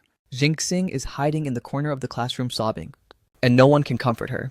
Your knuckles turned white, letting out a sickening series of cracks under the pressure. Fine fissures began to web across the phone's casing. You didn't utter another single word, simply cutting the call immediately. You spun around and stormed out the door. Within those deep dark eyes, there now burned a monstrous vengeful fury, capable of reducing all of Jiangcheng to ashes. The heavens opened, rain pouring down in sheets, as the streets of Jiangcheng were shrouded in a gloomy, oppressive mist. Outside the colorful iron gates of Sunflower Bilingual Kindergarten, a sea of dozens of umbrellas, and a mob of enraged people had completely blocked the way. Several million-dollar luxury cars usually used for school runs were parked haphazardly across the road, triggering a massive traffic jam. Tell that coward Lin to drag his ass out here. Exactly. Why should our children be forced to associate with the daughter of a thief? Who's to say he won't teach her to steal our kids' things too? The family of a disgraced artist deserves to be social pariahs. This is the price they pay for breaking the rules. Where's the principal if we don't get an answer today? We're calling the Bureau of Education to file a formal complaint against this school. At the very front of the mob stood Zhang Chun's wife, a woman with a face painted in exquisite makeup, currently holding a black designer umbrella with arrogant poise. She appeared to be advocating for the other parents' rights, but in reality, she was relentlessly fanning the flames of hate. The moment the online narrative shifted this morning, she immediately forwarded those hit pieces attacking you into the massive kindergarten parent group chat, adding a few snide passive-aggressive remarks of her own. These parents who fancied themselves the social elite always displayed a terrifying level of solidarity and unearned superiority when facing someone with a so-called moral flaw. They were desperate to trample someone already at rock bottom, just to broadcast their own supposed nobility. Just as the mob's frenzy reached its boiling point, and several agitated fathers prepared to force open the kindergarten's iron gates, you spoke. A low, raspy, and absolutely bone-chilling voice pierced through the thick rain and the cacophony of the crowd. Move! The command wasn't loud, but it carried the crushing weight of solid iron, hammering violently against everyone's eardrums. The mob instinctively fell silent for a heartbeat, their heads snapping toward the source. Through the curtain of rain, you stood without an umbrella, your black jacket completely saturated by the downpour, clinging tightly to your powerful tense back. Water dripped relentlessly from your hair, tracing the lines of your pale frost-chilled face. Those eyes, devoid of any human warmth, resembled a pair of sharpened military bayonets, as they coldly scanned every soul in attendance. You weren't wearing that white mask now, but the aura radiating from your body was 10 times more terrifying than when you performed, life in full bloom or exaggerated on stage. It was the look of a man whose absolute bottom line had been crossed, a feral madness ready to shred its prey at any cost. It's him, Pilin Yan! One of the men who had been shouting the loudest shivered uncontrollably the moment his gaze met yours, instinctively recoiling half a step, but quickly feeling humiliated for flinching before a disgraced artist. He forced himself to stand his ground. You showed up just in time. You know damn well what kind of filthy, underhanded things you've done. Take your daughter and get out of here. Stop disgusting everyone. You didn't acknowledge him. You didn't even grant him a single glance, like a lone wolf patrolling its territory. You strode forward with purpose. Wherever you passed, those arrogant, blustering parents found themselves forced aside by your invisible pressure. Shuffling away to the left and right, the crowd involuntarily parted, carving a path through the middle of the mob. You cut straight across the playground and entered the mid-level classroom building. At the far end of the first floor sat the sunflower class. The doors were tightly shut, but through the glass pane, you witnessed a scene that made your heart shatter and bleed. Boom! The string of your sanity finally snapped. You kicked the classroom door open with a vengeance, the sheer force causing the solid wood to slam against the wall, unleashing a deafening, thunderous crash. The playful laughter in the room died instantly. Several of the more timid children were so startled by the blast that they burst into wails. You strode across the floor like a vengeful god, snatching the toy water gun from Jiang Zixuan's hands with a sharp twist of your wrist. Crack! The plastic toy was crushed into splinters by your raw grip. Shards of plastic scattered across the floor. Jiang Zixuan was frozen in terror, collapsing onto his backside, before erupting into a high-pitched pig-like shriek. You ignored him entirely, marching straight to the corner, to drop down on one knee, pulling that small, trembling frame tightly into the safety of your embrace. Xingxing, Daddy's here. Don't be afraid, Daddy's right here. Your voice was incredibly raspy and thick, your palm shielding the back of your daughter's head as you felt the tiny life in your arms. Convulsing violently from sheer terror, Xingxing lifted her tear-streaked little face, her eyes swollen like bruised walnuts, the moment she saw your face. She could no longer suppress the agony in her heart, letting out a heart-wrenching sob. Tears mingled with rainwater as they slid down your cheeks. You felt as though a rusted blade had been driven into your chest and twisted into your flesh. You had retreated for 10 long years, hiding in the shadows for a decade. Yet all it had earned you was your daughter suffering the filth of the adult world, at an age when she should have been carefree. It's okay, Daddy's taking you home. You lifted her up with extreme care. Just then, the principal and several teachers, alerted by the noise, rushed frantically into the classroom. Behind them followed the mob of parents who had forced their way in, with Jiang Zixuan's mother leading the charge. Seeing her son sobbing on the floor, she let out a shrill scream and lunged forward. You dared to hit my son. You plagiarist scum, how dare you lay a hand on a child? Cradling your daughter, you slowly stood up. You didn't offer a single word of defense, only fixing her with a gaze as cold as a corpse, staring that woman down. I didn't lay a finger on him, but right now I'm tempted to end you. The sheer killing intent in your eyes was too real, so authentic that the woman instantly looked like a duck being throttled by its neck. Every curse died in the back of her throat, her face turning ash white as she stumbled back, cowering behind the other parents. The principal wiped the cold sweat from her brow, bracing herself as she approached you. Mr. Lin Ahishri Maomoa. Now that things have escalated to this point, it's becoming impossible for the school to manage. You see, the public pressure is just too overwhelming. Even the Bureau of Education has called to inquire. For the sake of the other children's education, and for Xingxing's own well-being, could you please voluntarily process her withdrawal? T. The words were wrapped in high-sounding excuses, but you heard the underlying truth loud and clear. In this world manipulated by capital, even the sanctuary of education can be sacrificed for the sake of public opinion and the interest of the majority. They wouldn't hesitate to push an innocent 4-year-old girl straight into the abyss. This was their rule. This was the boomerang they had thrown at you. Fine, you nodded slowly, no longer entangling yourself in their mess. Without a single shout, calm as a dormant volcano, you turned your head, scanning the classroom filled with parents, who watched you with eyes full of suspicion and loathing. I, Lin Yan, am taking my daughter out of here today. Cradling Xingxing in your arms, You walked toward the exit one step at a time. At the threshold, you stopped without turning back, merely tilting your head slightly, your low, raspy voice echoing hauntingly down the hall. But remember this, starting tomorrow, I will make every single one of you, and the hand behind the curtain that thinks it can block out the sunlight, kneel on the ground and beg for my daughter's forgiveness. With that, you strode out into the downpour, leaving that swamp of hypocrisy without looking back. That night at the Jiangcheng University faculty quarters, the heating in the room was cranked up high. After drinking a bowl of ginger soup made by Su Qingyuan, Jinxing finally drifted into a heavy sleep worn out by terror. Yet even in her dreams, she clutched your finger tightly, letting out an occasional restless sob. You sat by the bedside, watching your daughter's sleeping profile, your eyes swirling with a darkness as deep as the abyss. Ring! The phone in the living room suddenly shrieked. Su Qingyuan answered, and after a few brief words, she covered the receiver and hurried to the bedroom doorway, locking eyes with you. It's Chen K, the director of the Vinyl Era from Jiangcheng TV. He's calling on a private encrypted line. You gently pried your finger away, tucked your daughter in, and stepped out to take the call. Chen K's voice on the other end was gravelly and strained, drowned out by the chaotic noise of people trashing the background. Lin Yan, it really is you, isn't it? Those leaks online, that scandal from 10 years ago, it's really you. It's me. You didn't offer a single word of denial. The line fell into a dead silence that stretched for 10 seconds, followed by the heavy thud of a fist slamming a desk. The station just issued a kill order, because you've triggered a massive nationwide boycott monk. And Xingyao Media is threatening to pull their sponsorship. Director Li demanded I release an official statement immediately, announcing your disqualification from the competition, and blacklisting you across the entire industry again. You remained silent. You knew exactly what this show meant to Chen K. It was his final stronghold against a twisted music industry. Now because of you, that fortress was about to crumble. I'm sorry for dragging you into this. Go ahead and post the statement. I won't show up for the semifinals. You spoke in a low, resigned tone. After a few seconds of silence, Chen Ke erupted on the other end, with a raw, lung-bursting roar. Cut the crap. I didn't produce this damn show just to find someone who fits in. I wanted someone to sweep that industrial garbage into the trash bin. Maybe others don't know, but I saw the soul you poured into life in full bloom, and the sheer desperation in the exaggerated. I Chen K know better than anyone. I've been a director for 20 years, and I only give a damn about the art.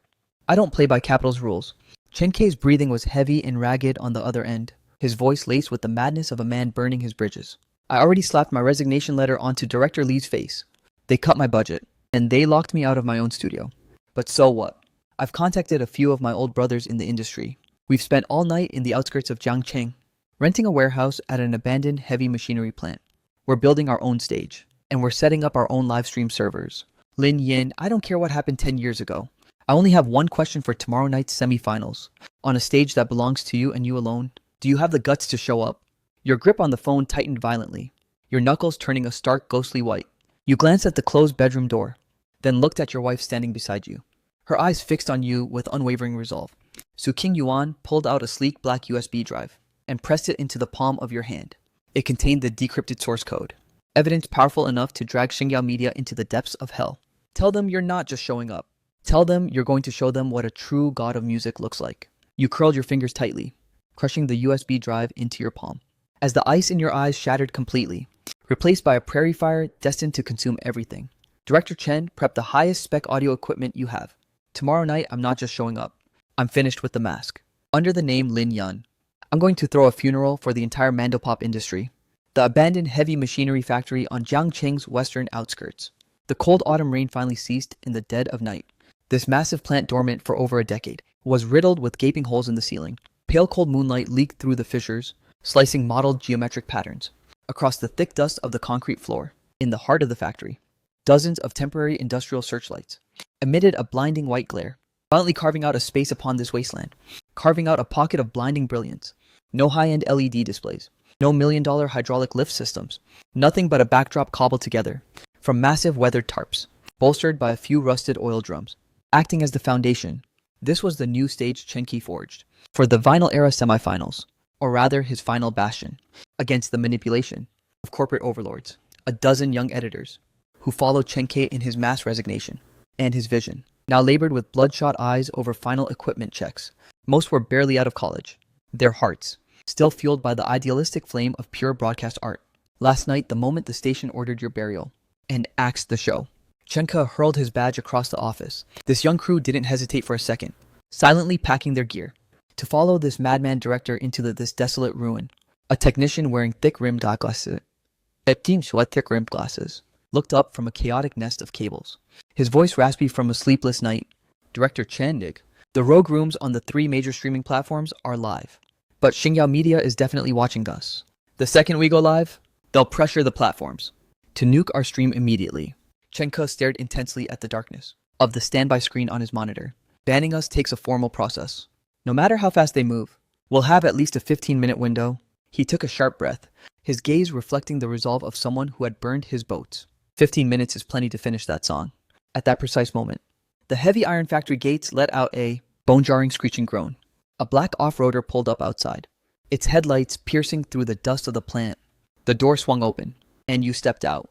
With measured, unyielding strides, you walked into the searchlight-lit ruins. Su Qingyuan stepped out from the passenger seat, clutching a sleek, silver high-performance laptop. Her expression was frigid and hyper-focused, resembling a commander prepared to press the nuclear button. "You're here," Chenki said, stepping forward, his gaze landing on your completely unmasked face. 10 years of hardship had carved traces of weathered experience into your features, yet it had also stripped away any former naivety or innocence.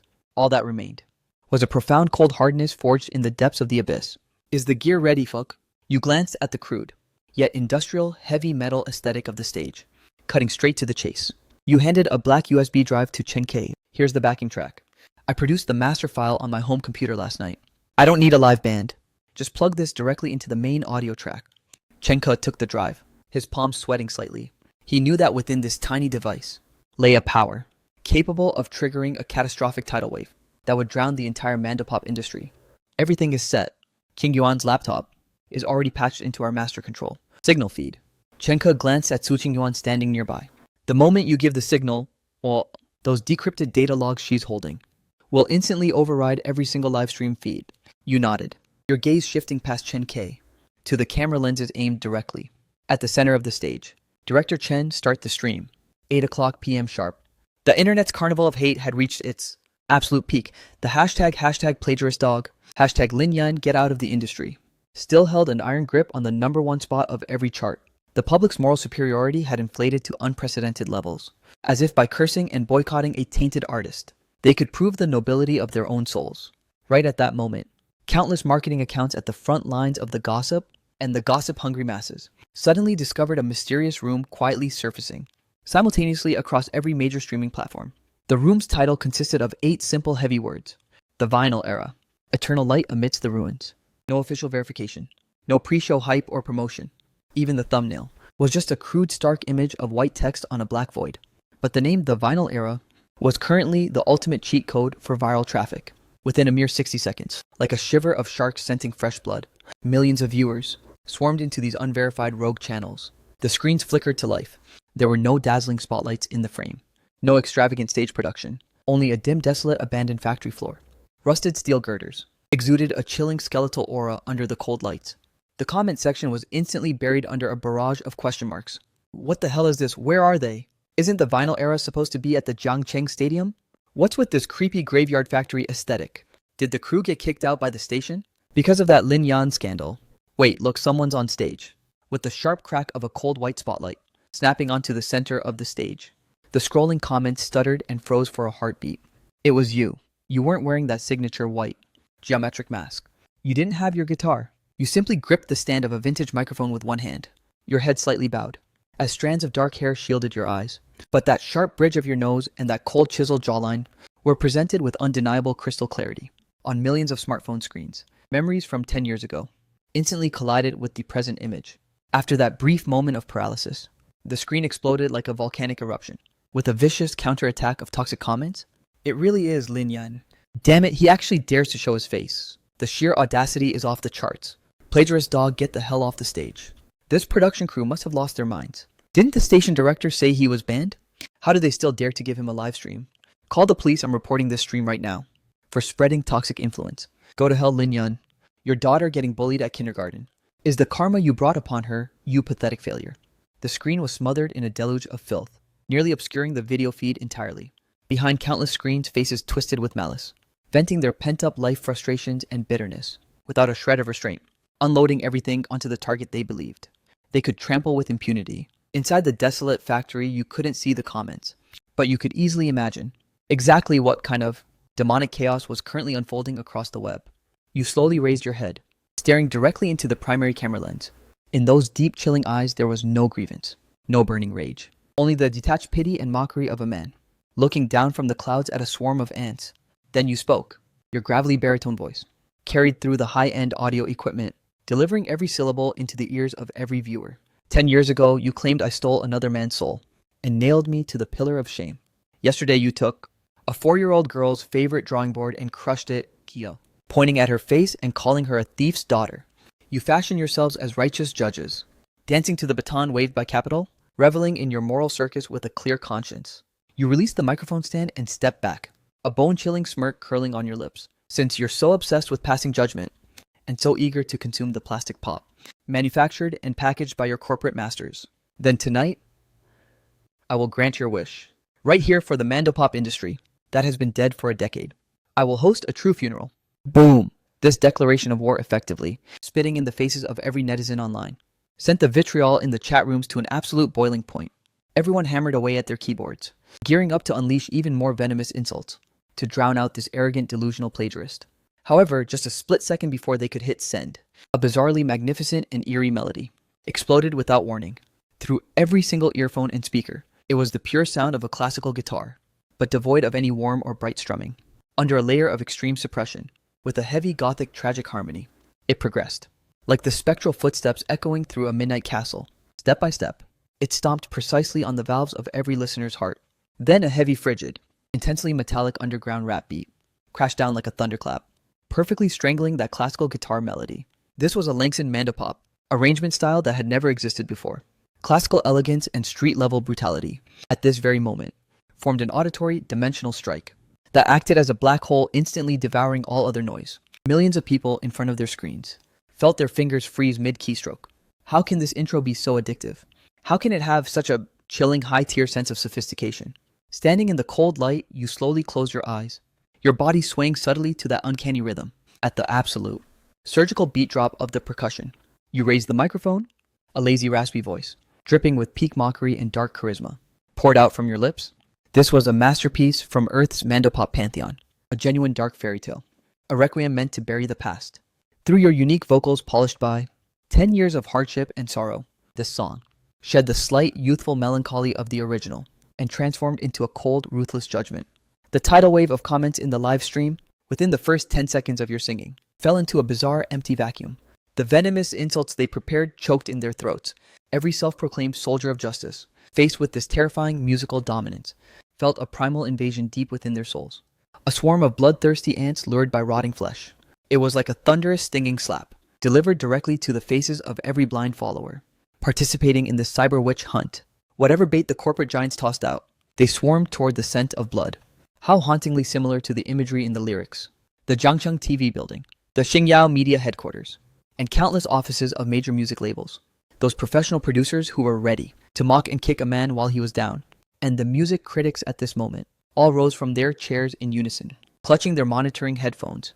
Their eyes were glued to the screen, staring at the man in that ruin, who stood like a dark sovereign. Layer upon layer of goosebumps erupted across their skin. This arrangement, classical guitar as the main loop, layered with such heavy trap-infused classical elements. Is this harmonic progression even humanly possible? A genius? No, this is a monster. How did he master such a rhythmic flow? This completely anti-traditional enunciation is so damn beautiful it hurts. He's actually using a rap track to manifest the tragic grandeur of a symphony. If this backing track were put up for sale, it could sustain half the industry's lyricists. This is a total dimensional strike. While you're still researching how to use generic pop chords to pander to your fan bases, this man has arrived with a transgenerational masterpiece to take the industrial system you're so proud of and smash it into absolute smithereens. And now the song's progress bar pushed toward the chorus, the moment that would cause countless people to lose themselves completely. You snapped your head up, and within those previously indifferent eyes, it seemed as though a spectral blue flame had ignited with a gravelly voice. Instantly, you pivoted into a melodic vocal style piercing with raw power. That divine legendary chorus, a sound this world had never dared to imagine, stabbed through the night like a blade. As the chorus reached a state of total violent eruption, the suffocating silence in the live stream was finally shattered, replaced instead by a screen flooded with out-of-control exclamation marks and incoherent, frenzied screams of awe. Oh my god, geesh. My literal skull just got blown off. What kind of god-tier melody is this? Kuwitik? Who is Chopin Saxalitig? These lyrics are absolutely insane, so. The place where you are buried is called the Netherworld, yes. Is this really something? A plagiarist dog could actually write, I don't believe it. No way in hell do I believe it. I'm so sorry. I was shouting insults way too loud just now. If this masterpiece is stolen, please tell me who the original creator is, Wall. I'll go kowtow to them right now. Dimensional Strike. This is a pure, unadulterated Dimensional Strike. Compared to this Nocturne, everything else on the trending charts is just straight noise. In the control zone of the abandoned factory, Chenka gripped the edge of the table until his knuckles turned white, watching the viewer count skyrocket 3 million, 5 million, 8 million. The servers for these rogue rooms were even beginning to experience slight lag. No paid traffic, no promotional slots. The entire internet seemed to be lured by some irresistible dark magic, flooding into this crude live stream like a tidal wave. Director Chen Xingyao Media is making their move. The editor monitoring the network suddenly shrieked. All 3 platforms just received simultaneous ban orders. The reason? Content featuring disgraced artists. Oh, they're about to kill our signal. Chen Kei's face paled as he whipped his head toward the corner, where Su Qingyuan's finger hovered over the enter key. Su Qingyuan's ethereal, frosty face remained completely unruffled. She stared at the ban countdown warnings, flashing on the screen, then glanced at you on stage. Just as you sang the very last line of Nocturne, the timing was impeccable, with a look of absolute resolve. Her slender finger struck the enter key with immense force. Snap almost at the exact microsecond. Su Qingyuan executed the command, just as the ban protocols of the 3 major platforms were initializing and even more formidable. Surge of top-tier hacker-grade data streams, courtesy of Professor Lu's lab at the University of Science, erupted like a burst dam, instantly obliterating the platform's firewall ports. Your live stream feed didn't go dark. On the contrary, before the eyes of 8 million viewers, the footage of you on stage was shrunk down to the bottom right corner, while the main body of the screen suddenly flashed a series of massive crystal clear, high-definition images, some even bearing the official red steel seal of the Jiangcheng Notary Office. The first image, the raw backend server code, from an independent North American music registration website. Within the screenshot, a string of modification logs was circled in glaring red. Date April 12, 2016. IP address internal network of Xingyao Media HQ Jiangcheng. The moment this image surfaced, the comments praising Nocturne froze instantly. Every viewer's heart skipped a beat. April 2016. That was the exact window when, after winning Original Newcomer, you were accused of plagiarizing the demo of a North American underground artist. Then the display auto-cycled to the second, then third images hammering the internet like a hurricane. Contained within those files were the bank transfer records of Xingyao's PR department from back then, detailing the purchase of overseas bot accounts. There were the equity structures of the victim artist, who was actually just a shell company, registered overseas by Xingyao Media. The architecture of the lie was laid bare. There was even a 5-minute-long meeting recording meticulously recovered through technical means. Su Qingyuan patched the raw audio source of this recording directly into the livestream's master audio track. After a faint hiss of static, the speakers blared the shrill and arrogant voice of a woman. It was the voice of Xingyao Media's chief agent, Sister Hua. That kid Lin Yan doesn't know his place. He refused to sign our slave contract. If we let him debut with the championship title, how will Jiangcheng ever survive in this industry? Since we can't own him, we destroy him. Then came the voice of Jiangcheng, a youthful tone dripping with envy and malice. Sister Hua, make sure the timeline for that fake overseas demo is clean. I want him to not only vomit up that trophy, but ensure he can never stand on his own 2 feet again. The label of plagiarist dog is enough to nail him to the sewers forever. Don't worry, young Master Jiang. The bot army is already in position. By tomorrow morning, I'll make the entire internet believe that he is an unforgivable fraud. Netizens are the easiest to brainwash. As long as the volume is loud enough, the lie becomes the truth. The recording ended, plunging the livestream into a deathly silence. 8 million viewers in that singular heartbeat felt as if their collective throats were being throttled. They forgot to breathe. This was it 10 years ago. The reality of the plagiarism scandal that dragged you into the 18th floor of hell. This was the truth about the tainted artist, whom they were still viciously insulting and boycotting yesterday. The man whose daughter's school they wanted to vandalize. This was the real story. He wasn't the thief. The real thief was the one sitting on a high throne, worshipped by tens of millions of fans Jiangcheng. It was the capital behind him. using the filthiest, most bottom-tier tactics to steal a peerless genius's 10-year youth. Boom. If the melody of Nocturne was an auditory nuclear explosion, then these mountain-like ironclad proofs were a billion-ton meteorite, dropped directly onto the moral consciousness and the very souls of the entire internet. The reckoning began. The realization that they'd been played like fools for a decade, exploited by capital as nothing more than bloodstained blades of fury and agonizing shame, instantly morphed into a soul-shattering tsunami. To hell with Xingyao Media Jiang Cheng, you absolute monster. You stole 10 years of a man's life. Why aren't you rotting in hell yet? I'm so sorry, Lin Yan. Deeply, truly sorry. I was one of those who cursed you back then. I even posted a boycott against you yesterday. I'm a total scumbag. I'm crying. I can't stop crying. Seeing him perform a masterpiece like Nocturne in a decaying, wretched warehouse like this. Knowing how he endured these last 10 years, it's literally breaking my heart. Do you all remember he was holding his daughter at the school gates yesterday? And those people screamed such filth at a 4-year-old home. This is a pure human tragedy. Corporate manipulation is terrifyingly evil. Ban Jiangcheng investigate Xingyao Media. Clear Lin Yan's name. The comments flooded in at a velocity the human eye could no longer perceive, refreshing like a glitching nightmare.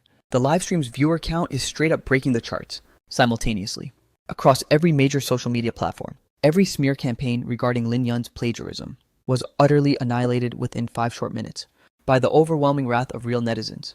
Hashtag Jiangcheng forged evidence. Hashtag Xingyao Media killers. Hashtag Lin Yan 10-year injustice. Hashtag Nocturne the ascension over a dozen tags, blazing with deep crimson trending status, dropped onto the charts like tactical nukes. The bot accounts capital spent tens of millions on were nothing before this. Pure mountain collapsing wave of public indignation. They were merely paper boats in a hurricane, crushed into dust in an instant. At that very second, inside the Xingyao Media headquarters, Jiang Cheng's face turned as pale as death. The crystal whiskey glass in his hand hit the floor, shattering into 1,000 jagged shards. He looked as if his spine had been ripped out, collapsing limply onto the sofa. His entire body was like a leaf in the wind, shaking with violent, uncontrollable tremors. This is impossible. Those data logs, they were supposed to be incinerated years ago. How did they unearth them and that recording? Who the hell recorded that in secret? Jiang Cheng's voice shrieked with a high-pitched, jagged edge, shattered by absolute terror. Standing before him, Sister Hua had completely lost her usual cold composure. Her face was a ghastly shade of iron blue, cold sweat streaking through her heavy makeup. She gripped her phone with a death grip as the voices on the other end, the company's legal team and PR department, collapsed in a series of frantic, desperate reports. It's over. It's all over, Sister Hua muttered to herself, the phone slipping from her numb fingers. That evidence is too ironclad, so solid there isn't a single inch left to fight back.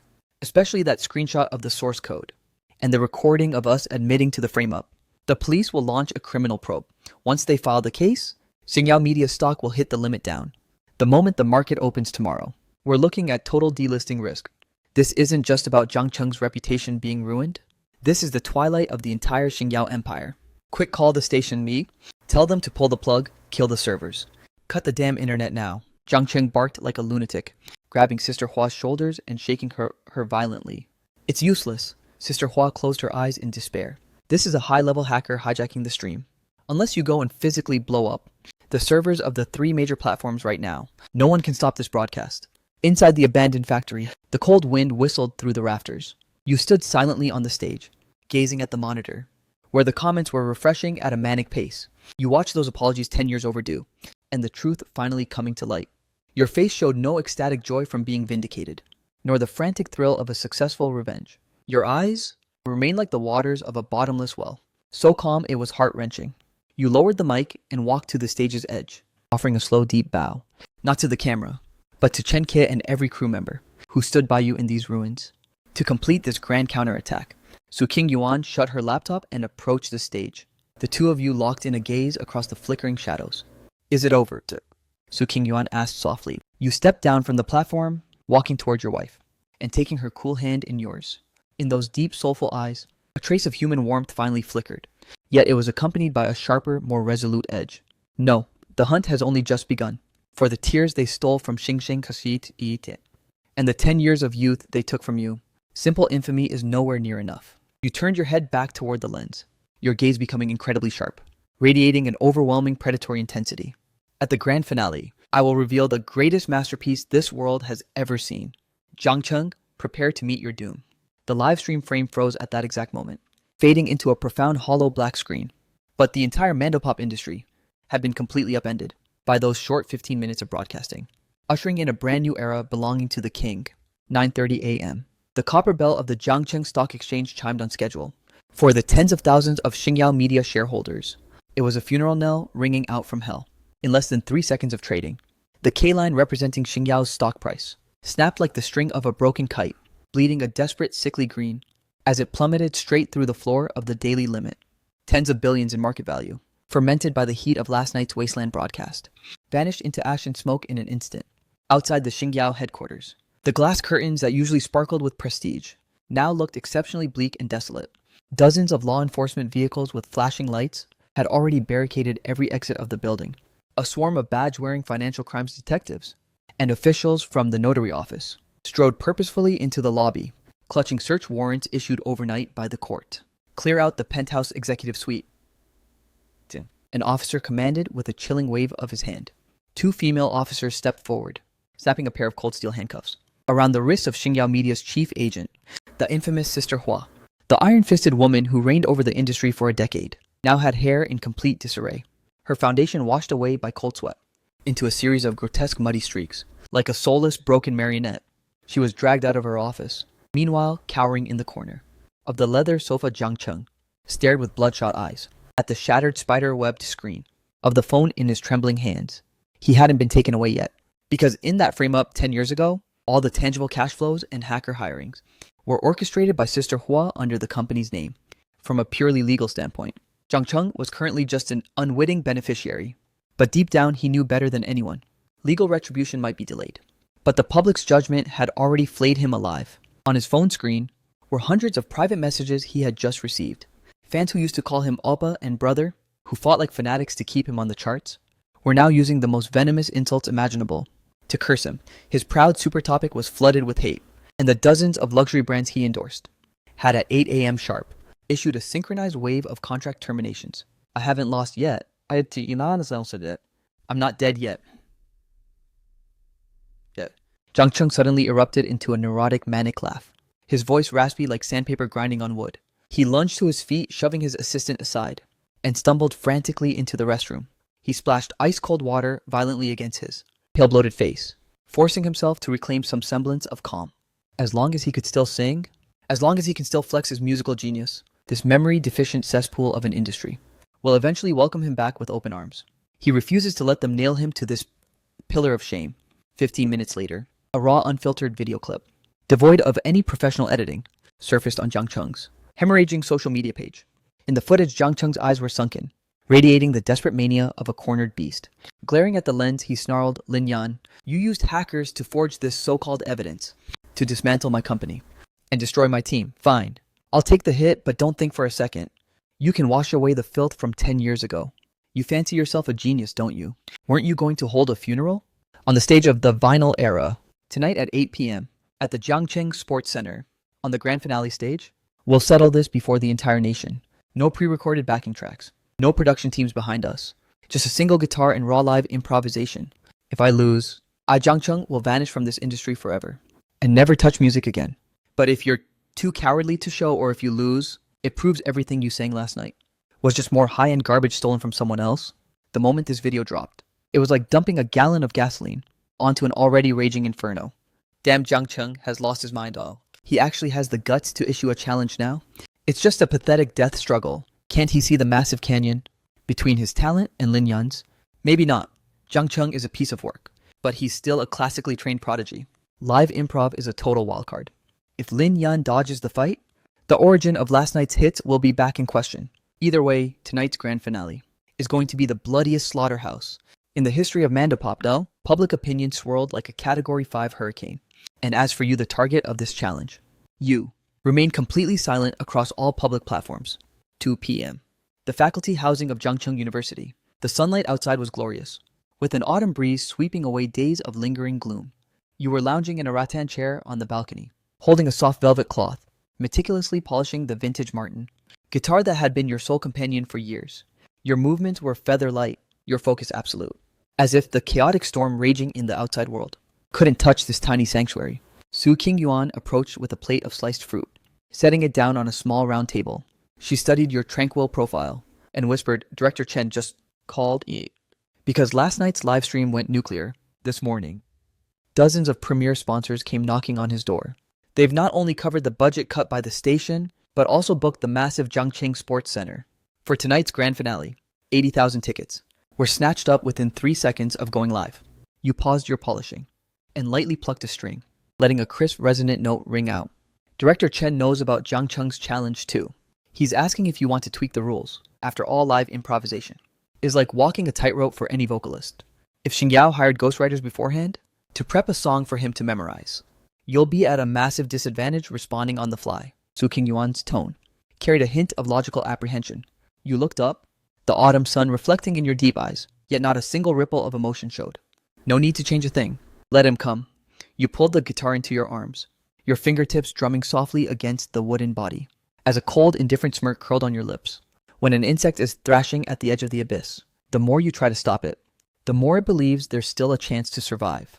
Only when he leaps with every ounce of strength, only to realize he's facing a mountain that can never be scaled, will his spirit truly shatter into pieces. You turned your head, watching your daughter quietly drawing. On the living room carpet, the little girl didn't go to kindergarten today, but she seemed to be in high spirits. On her drawing board, she had sketched a Superman dad defeating a monster. 10 years ago, he stole what was mine. Tonight I'm going to do it before the whole world. I'll take his arrogance, his final trump card, and everything he takes pride in, and crush it all bit by bit. 7:30 p.m. The Jiangqing Sports Center. This colossal venue capable of holding 80,000 people was now completely submerged in a sea of humanity.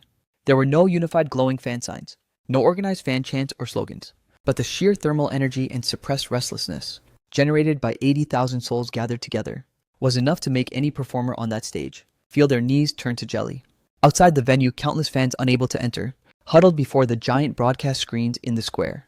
While online, the various video platform live streams saw concurrent viewer counts shatter a terrifying 50 million milestone, and it was still skyrocketing by the millions.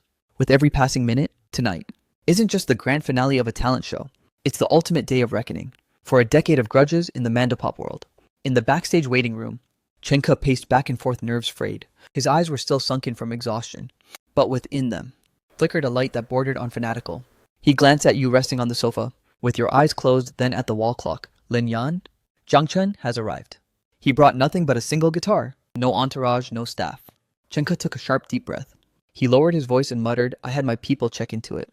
In the last 48 hours, he secretly rendezvoused with several legendary, independent arrangers from the underground scene. This so-called improvisation of his is almost certainly just him cashing in on half-finished tracks written by others. You slowly opened your eyes and stood up. It doesn't matter. The time has come. Director Chen opened the floodgates. 8 o'clock p.m. sharp. The 8 massive searchlights hovering above the sports center extinguished in unison. The entire arena was plunged into a pitch-black, suffocating darkness. Then behind the main stage, the colossal 60-meter LED screen ignited instantly. No flashy opening dance numbers. No long-winded, tedious host introductions. On the screen, only 2 rows of blood-red bold characters appeared. The endgame. Jiang Chen versus Lin Yan. Boom. The emotions of 80,000 people were torched at that very second. A massive sonic wave swept the arena like a tsunami, vibrating so hard. The steel skeleton of the entire stadium began to tremble. This wasn't just cheering. It was a fanatical craving for the truth. The lifts at both ends of the stage slowly hummed to life. On the left, Jiang Chen carried an electric guitar. His face was as pale as a corpse, but his eyes glinted like a cornered, starving wolf. Deadlocked on the opposite side of the stage, on the right, you held that battered old Martin guitar, your expression as serene as a bottomless, lightless lake. The two of you stood barely 10 meters apart at center stage. A decade of lost time seemed to compress into an infinite point at this moment. All the grudges, the frame-ups, and the years of quiet endurance transformed into the static tension, crackling in the air between you. Lin Yan, you finally grew a spine and took off that mask. I thought you were going to hide in that white shell, like a pathetic coward for the rest of your life. Jiang Chen leaned into the vintage microphone, his voice raspy and jagged, accompanied by a provocative, sneering grin. You didn't even deign to lift an eyelid. While composedly fine-tuning your guitar strings, you indifferently tossed a single line into the mic. Against the likes of you, no mask is required. Cut the chatter. You set the rules. That lofty absolute dismissal, that utter coldness that treated Jiang Chen as non-existent, was like a white-hot steel needle, plunging deep into his already fragile ego. Fine, quite the ego. Jiang Chen gritted his teeth. turning to face the audience and the cameras. The rules tonight are primitive. The giant screen will scroll through keywords sent by these 80,000 spectators in the chat. When I call stop, whatever word is hit will become our mandatory theme. Using only the guitar in our hands, we must compose and perform on the spot. An original piece no shorter than 2 minutes. If someone chokes, or if what they sing is utter garbage, they'll kneel on this stage and quit music forever. The crowd erupted in an uproar. The stakes were brutal. It was a move designed to rip away a singer's dignity, leaving nothing but a raw, naked bayonet fight. You remained as unruffled as ever, even taking a casual step back, to yield the center of the stage. Fine, since you initiated the challenge, you go first. Jiang Cheng took a heavy breath, a flash of triumphant malice flickering in his eyes. He swept his hand toward the display. The keywords on the massive screen began to blur at a dizzying velocity, scrolling manically. Stop! Jiang Cheng bellowed at the top of his lungs. The screen froze instantly, displaying 2 massive bold characters. Abbas, upon seeing the word. The corner of Jiang Cheng's mouth curled into a nearly imperceptible icy smirk. Everything was proceeding according to his design.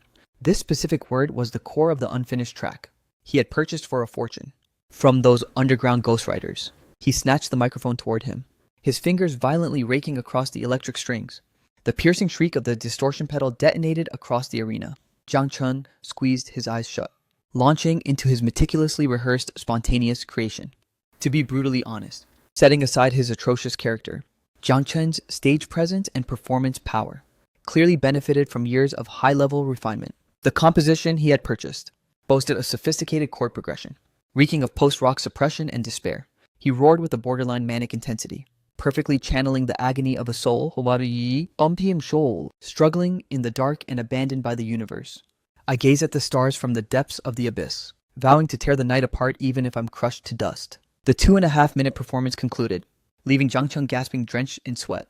The fading hum of the electric guitar vibrated in the air. A fleeting silence fell over the massive audience. Even though everyone loathed Jiang Cheng, they had to admit that under such extreme psychological pressure, delivering a work with this level of polish and emotional density was absolute proof that he wasn't just a pretty boy idol without substance. Jiang Cheng savored this brief moment of awe. He whipped his head around, fixing you with the triumphant glare of a victor. His eyes were venomous. Your turn, genius. Let's see. Without those prepackaged bizarre arrangements, if you can actually keep your seat on that divine throne. You ignored his frantic barking. Stepping forward, you didn't even glance at the screen. Instead, you simply hoisted the strap of your vintage Martin guitar over your shoulder. Those deep, enigmatic eyes slowly panned across the 80,000 faces below faces, filled with anticipation, tension, and unease. You don't understand the first thing about the abyss.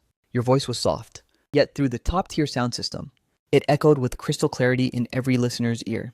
You lowered your gaze, your left hand gripping the guitar's fretboard. The true abyss isn't some shallow performative roar. It's when you stare into the darkness and realize it is staring back with solemn majesty, preparing to devour you and your soul whole. As your words faded, your right thumb lightly plucked the lowest E string.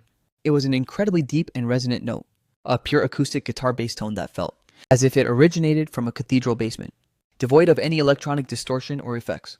It echoed like an ancient funeral knell, thundering within the chests of all 80,000 spectators. Then your hands unleashed a fingerstyle arrangement across the fretboard that bordered on the supernatural. It was a sophisticated fusion of classical, finger-rolling techniques and aggressive, flamenco strumming. The melody lacked Jiang Cheng's forced artificial aggression. Instead, it exuded a spine-chilling sense of elegance and restraint.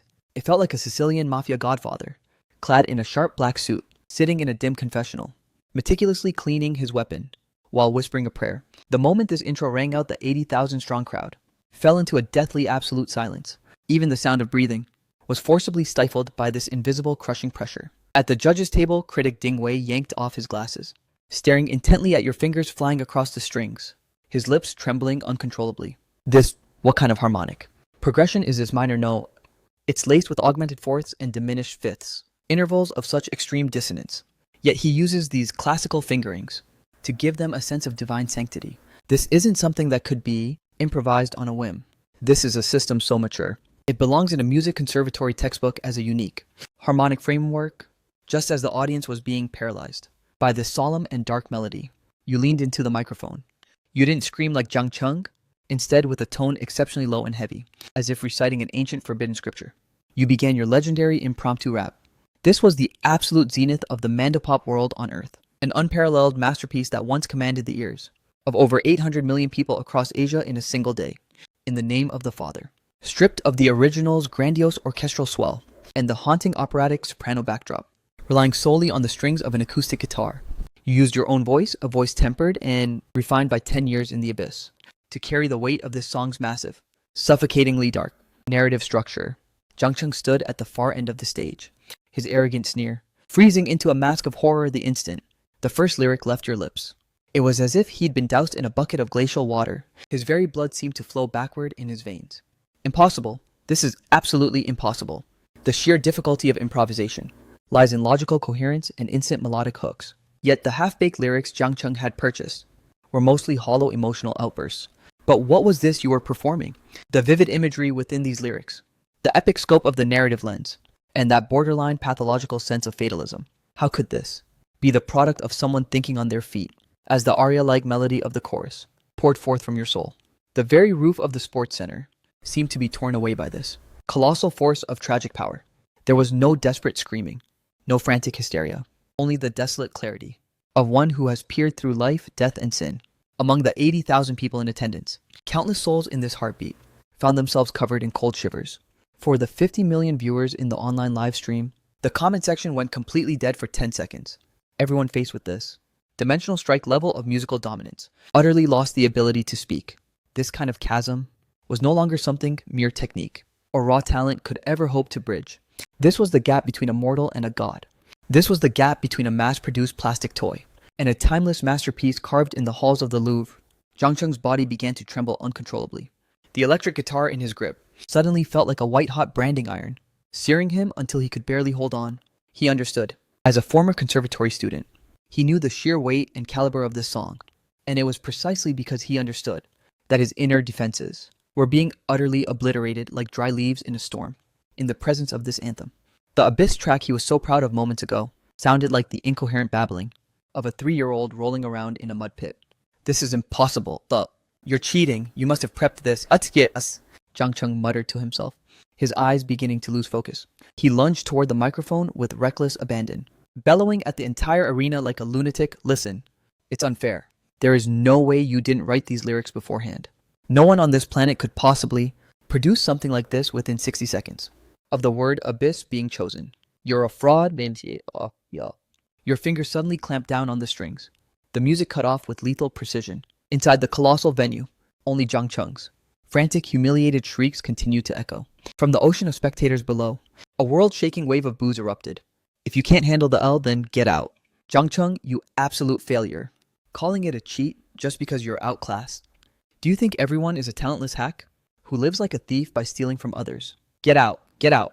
The roar of 80,000 voices coalesced into a physical wall of sound, slamming violently against Jang Chung's face.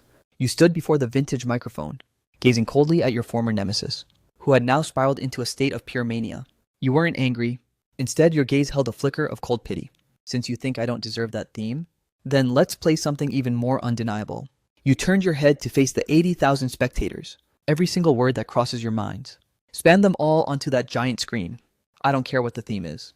10 words or even 100. It makes no difference.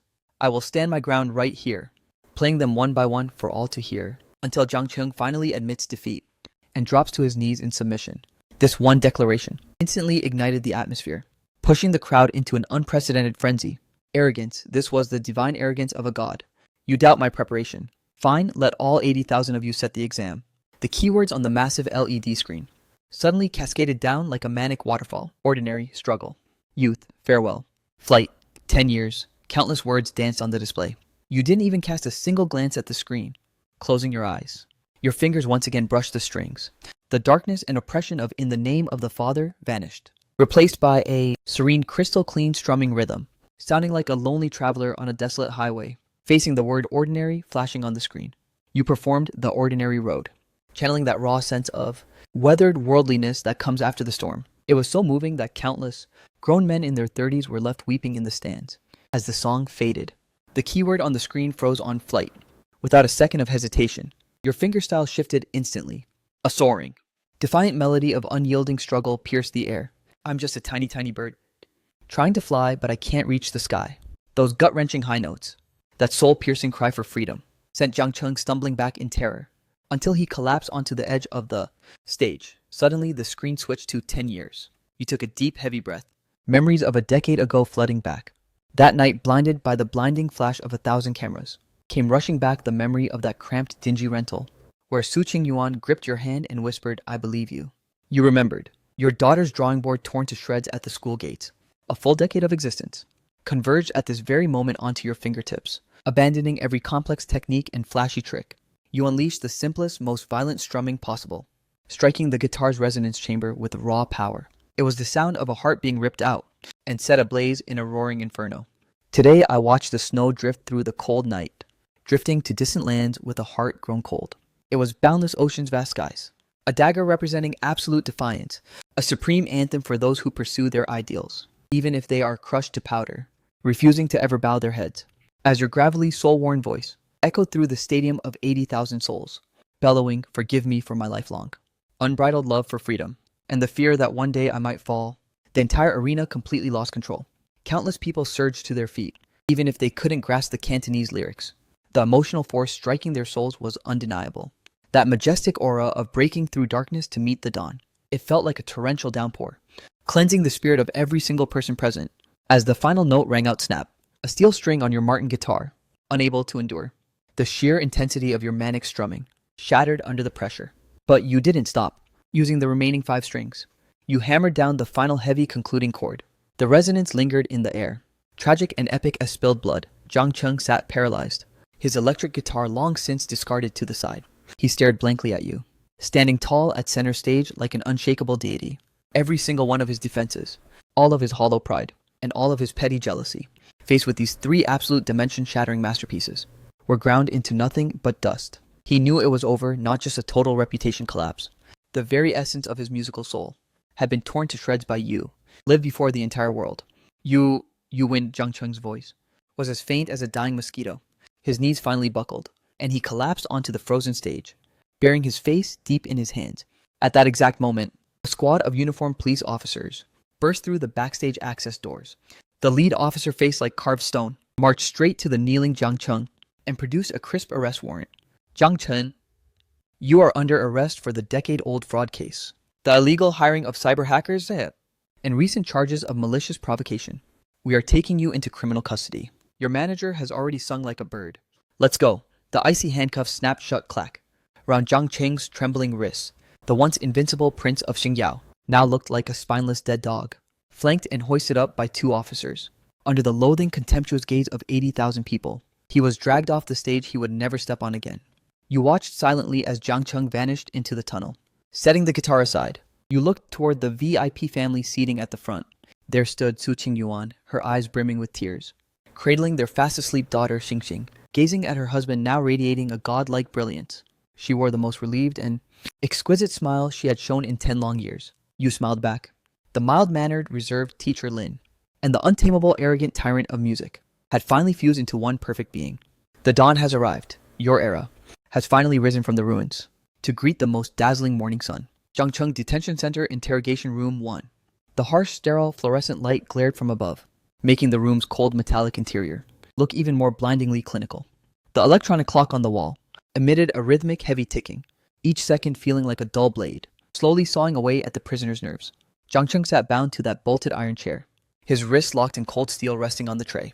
In less than 48 short hours, the man who was once invincible on stage, the one who couldn't leave home, without 4 assistants, the Xingyao media prince, had been completely reduced to a hollow, soulless shell. His once meticulously styled hair now clung to his scalp like a patch of dead weeds. His eyes were sunken deep, and his jaw was shadowed by thick, messy stubble. "Jiang Cheng, this is the signed confession from the XPR director and your lead agent, Sister Hua." The veteran detective sitting opposite him slammed a thick stack of documents onto the table, letting out a heavy, dull thud. The detective's gaze was as sharp as a hawk's, piercing straight into Jiang Cheng's clouded eyes. 10 years ago, you conspired with overseas technicians to illegally tamper with the back-end server timestamps of the North American indie music site, forging evidence of Lin Yun's alleged plagiarism. You then mobilized a massive army of internet trolls for organized online harassment and defamation. And 3 days ago, you ordered others to sabotage the audio equipment at Jiangcheng TV, while attempting to incite a fresh wave of cyber violence against Lin Yan and his innocent family. The detective's slender fingers tapped the desk. Every capital transaction, every hacker's IP address, and even your internal meeting recordings, the evidence chain is airtight. Do you have anything to add to Schultz say? Zhang Cheng lifted his head blankly, staring at that mountain of incriminating testimony. He parted his cracked dry lips, and a sound like a broken bellows escaped his throat. A raspy, hysterical laugh. The laughter grew louder, until actual tears began to stream down his face. Add, what is there left to add? Zhang Cheng shook his head while laughing maniacally, making the chains of his handcuffs rattle sharply. I lost. I've been stripped of everything. I spent an entire decade, mobilized billions in capital, and maintained a team of hundreds, and the result is she. Nothing I did could match him standing on that stage, casually plucking a few strings. He lunged forward with a violent jerk, due to the sheer force of his movement. The iron chair emitted a piercing metallic screech. He glared intensely at the detective, his eyes flickering with a pathological obsession. Do you have any idea what that feels like? 10 years ago, we entered that talent show together. I practiced in the studio until I coughed up blood. I hired the most elite vocal coaches. I purchased the most expensive arrangements. But the second Lin Yan opened his mouth, every single judge and every spectator stopped seeing me entirely. He was a nobody who taught himself basic notation. Why him? How could his mind hold so many god-tier melodies? Zhang Cheng's voice spiraled into hysteria, laced with a bottomless, soul-crushing despair. I thought that if I destroyed him, if I exiled him from this industry forever, I could finally become that god. But I was dead wrong. A fraud will always be a fraud. When I heard him sing Nocturne in that ruined factory, I knew that in this life, and the next, I am destined to rot in his shadow. The veteran detective watched his outburst without emotion, before coldly snapping the case file shut. You didn't lose to a genius. You lost to your own wretched greed and malice. Extinguishing someone else's light won't make your own path any brighter. Sign it. Zhang Cheng's hand trembled as he reached for the pen. The moment his signature touched the paper, he knew that his era, or rather, that hollow age of fake prosperity, built entirely on dirty capital, had reached its absolute end. At that very moment, at the Jiangqing University faculty, housing the osmanthus flowers were in full bloom. A rich, sweet fragrance drifted through the half-open window and into the living room.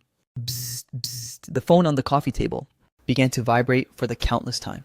The incoming caller IDs flashing on the screen hailed from every corner of the nation. Top-tier record labels from the capital, high-ranking executives from the major streaming giants, and even invitations from world-renowned music festivals.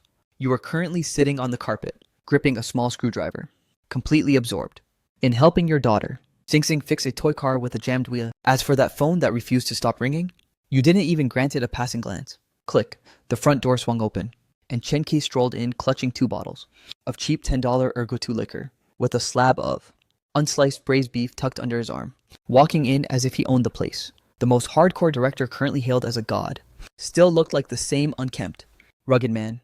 Qing Yuan set 2 more places. Tonight, this kid and I are drinking till we drop Kia.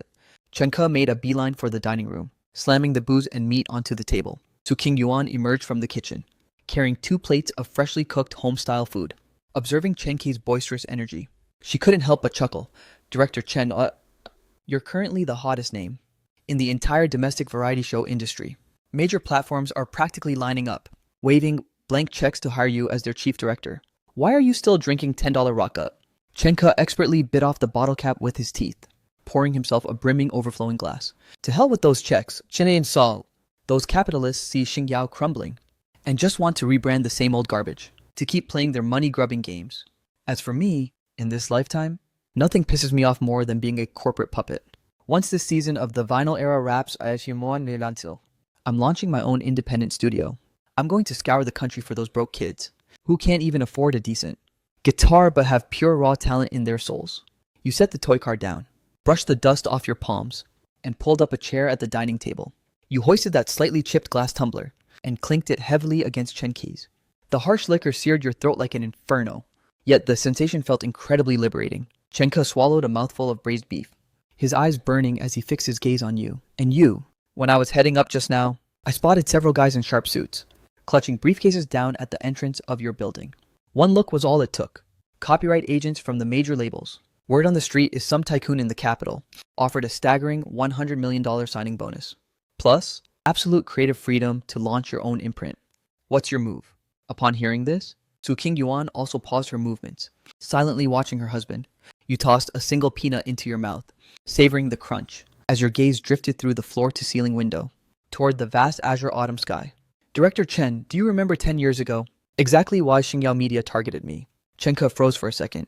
Because you were in Jiang Cheng's way, and you rejected that predatory 10-year contract. You nodded slowly. Exactly. 10 years ago, I refused to be a puppet on a string. 10 years later, that hasn't changed a bit. You turned to look at Chenke, your deep eyes, radiating the absolute clarity of a man who's seen it all. The nature of capital is pure profit. They're willing to drop 100 million today, only because they believe. I can squeeze out $1 billion in returns for them. The moment I sign that paper, my music is no longer pure art. It becomes a commodity calculated by ROI. You tapped your own temple, the vault where the radiant civilizations of an entire planet lay hidden. The melodies inside my head are meant to cleanse the soul, not to pad their annual fiscal reports. I won't sign with any label. I won't accept a single cent of investment. From here on out, I'm launching a solo independent studio. I'll write the songs and record the tracks. King Yuan will handle the distribution. No middlemen. No corporate manipulation. As long as there is a single listener left, I'll keep singing my heart out. And if the day comes when no one listens, I'll just sit on the balcony and play for Qing Yuan and Qing Xing. That's more than enough. Chen Kei's hand holding the glass froze mid-air. For 30 long seconds, he remained motionless, before suddenly tilting his head back and draining the ergotu in a single defiant gulp. Legendary. His eyes were slightly bloodshot as he slammed a heavy hand onto your shoulder. Now this is what I call true freaking freedom. Come on, let's have another. A toast to this cursed yet enchanting music. After the feast was over, at 3 p.m., you and Su Qing Yuan dressed in your best attire, holding Xing Xing's small hand, and the three of you walked out of the faculty compound. Today was the day you'd head to Sunflower Kindergarten to finalize the official withdrawal papers, even though the principal had personally visited and apologized 3 times after the grand finale. Groveling in the dirt with a humble attitude, both you and Su Qing Yuan had resolved that you would never let your daughter remain in an environment so steeped in hypocrisy and elitism. Just as you reached the colorful iron gates of the school, your footsteps came to an abrupt halt. The usually spacious street was now teeming with people. They weren't reporters, nor were they random onlookers seeking a spectacle. They were the parents of every child in the Sunflower mid-class, the same people who just 3 days ago blocked the entrance, under their umbrellas, pointing at your face and screaming plagiarism dog, demanding these social elites kick you out of the school. Now every single one of them stood with heads bowed low, clutching expensive imported fruits, limited edition toy sets, and some even held thick red envelopes stuffed with cash. As they saw your family approaching, a visible tremor of commotion rippled through the crowd. That woman who had once barked the loudest, the pathetic sycophant of Jiang Cheng's wife, was now standing there with a face plastered with a sycophantic smile that looked worse than crying. Teacher Lin, Mrs. Lin. What happened before was truly a massive misunderstanding. The woman stammered through her words, clumsily thrusting a massive, exquisitely packaged Barbie doll toward Xing Xing. It was all us. We were blinded by those unscrupulous media hacks at Xingyao Media and said those terrible, idiotic things. Everyone is gathered here today, Yao. We specifically came to offer our sincerest apologies to you and little Xing Xing. Please, show us some mercy. Don't stoop to our pathetic level. The other parents chimed in one after another, each of them bowing their heads, their voices dripping with forced humility. This is the reality of the adult world. Seeking benefit and dodging harm is etched into their very bones. When they realized the speck of mud they had once trampled so callously was actually a god suspended high in the 9 heavens, their primal fear of the unknown and awe of true power forced them to discard every last shred of their dignity without hesitation. You watched this group with a cold detachment. There was no thrill of revenge in your eyes, only a profound sense of exhaustion. You didn't reach for the luxury toy, but instead knelt down to meet your daughter's gaze. Xing Xing, these people say they've done wrong and want to apologize to you. Are you willing to forgive them? Xing Xing blinked her large, innocent eyes, looking at the auntie with the fake plastered smile, then at the mountain of colorful toys. The little girl shook her head. I don't like your toys. Xing Xing's voice was tender, yet exceptionally clear. You broke my drawing board, and you said mean things to my daddy. My daddy is the best person in the whole world. He is not a thief. Teacher taught us to say sorry when we're wrong. But you were so scary when you were shouting. Xing Xing is still very, very scared. The woman in the Chanel suit felt her fawning smile freeze instantly. Her face turned shades of green and white, wishing the earth would open up and swallow her whole. You rose to your feet, pulling your daughter into your embrace, shielding her head with a broad protective palm. You all heard her. My daughter does not forgive you. Do not force your hollow adult pleasantries and self-righteous attempts at compensation. upon a 4-year-old child.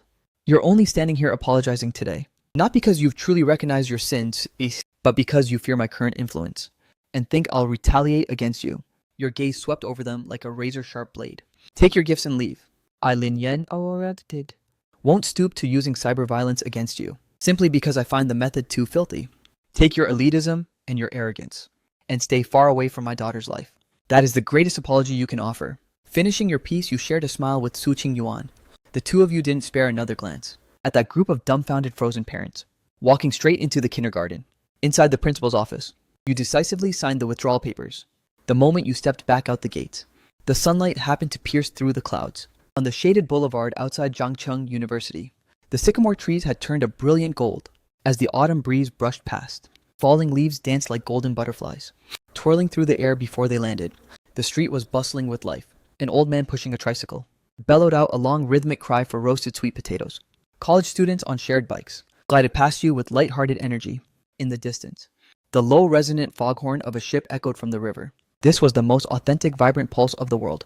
Your left hand held Su Qing Yuan's cool, soft fingers, while your right was gripped tightly by Xing.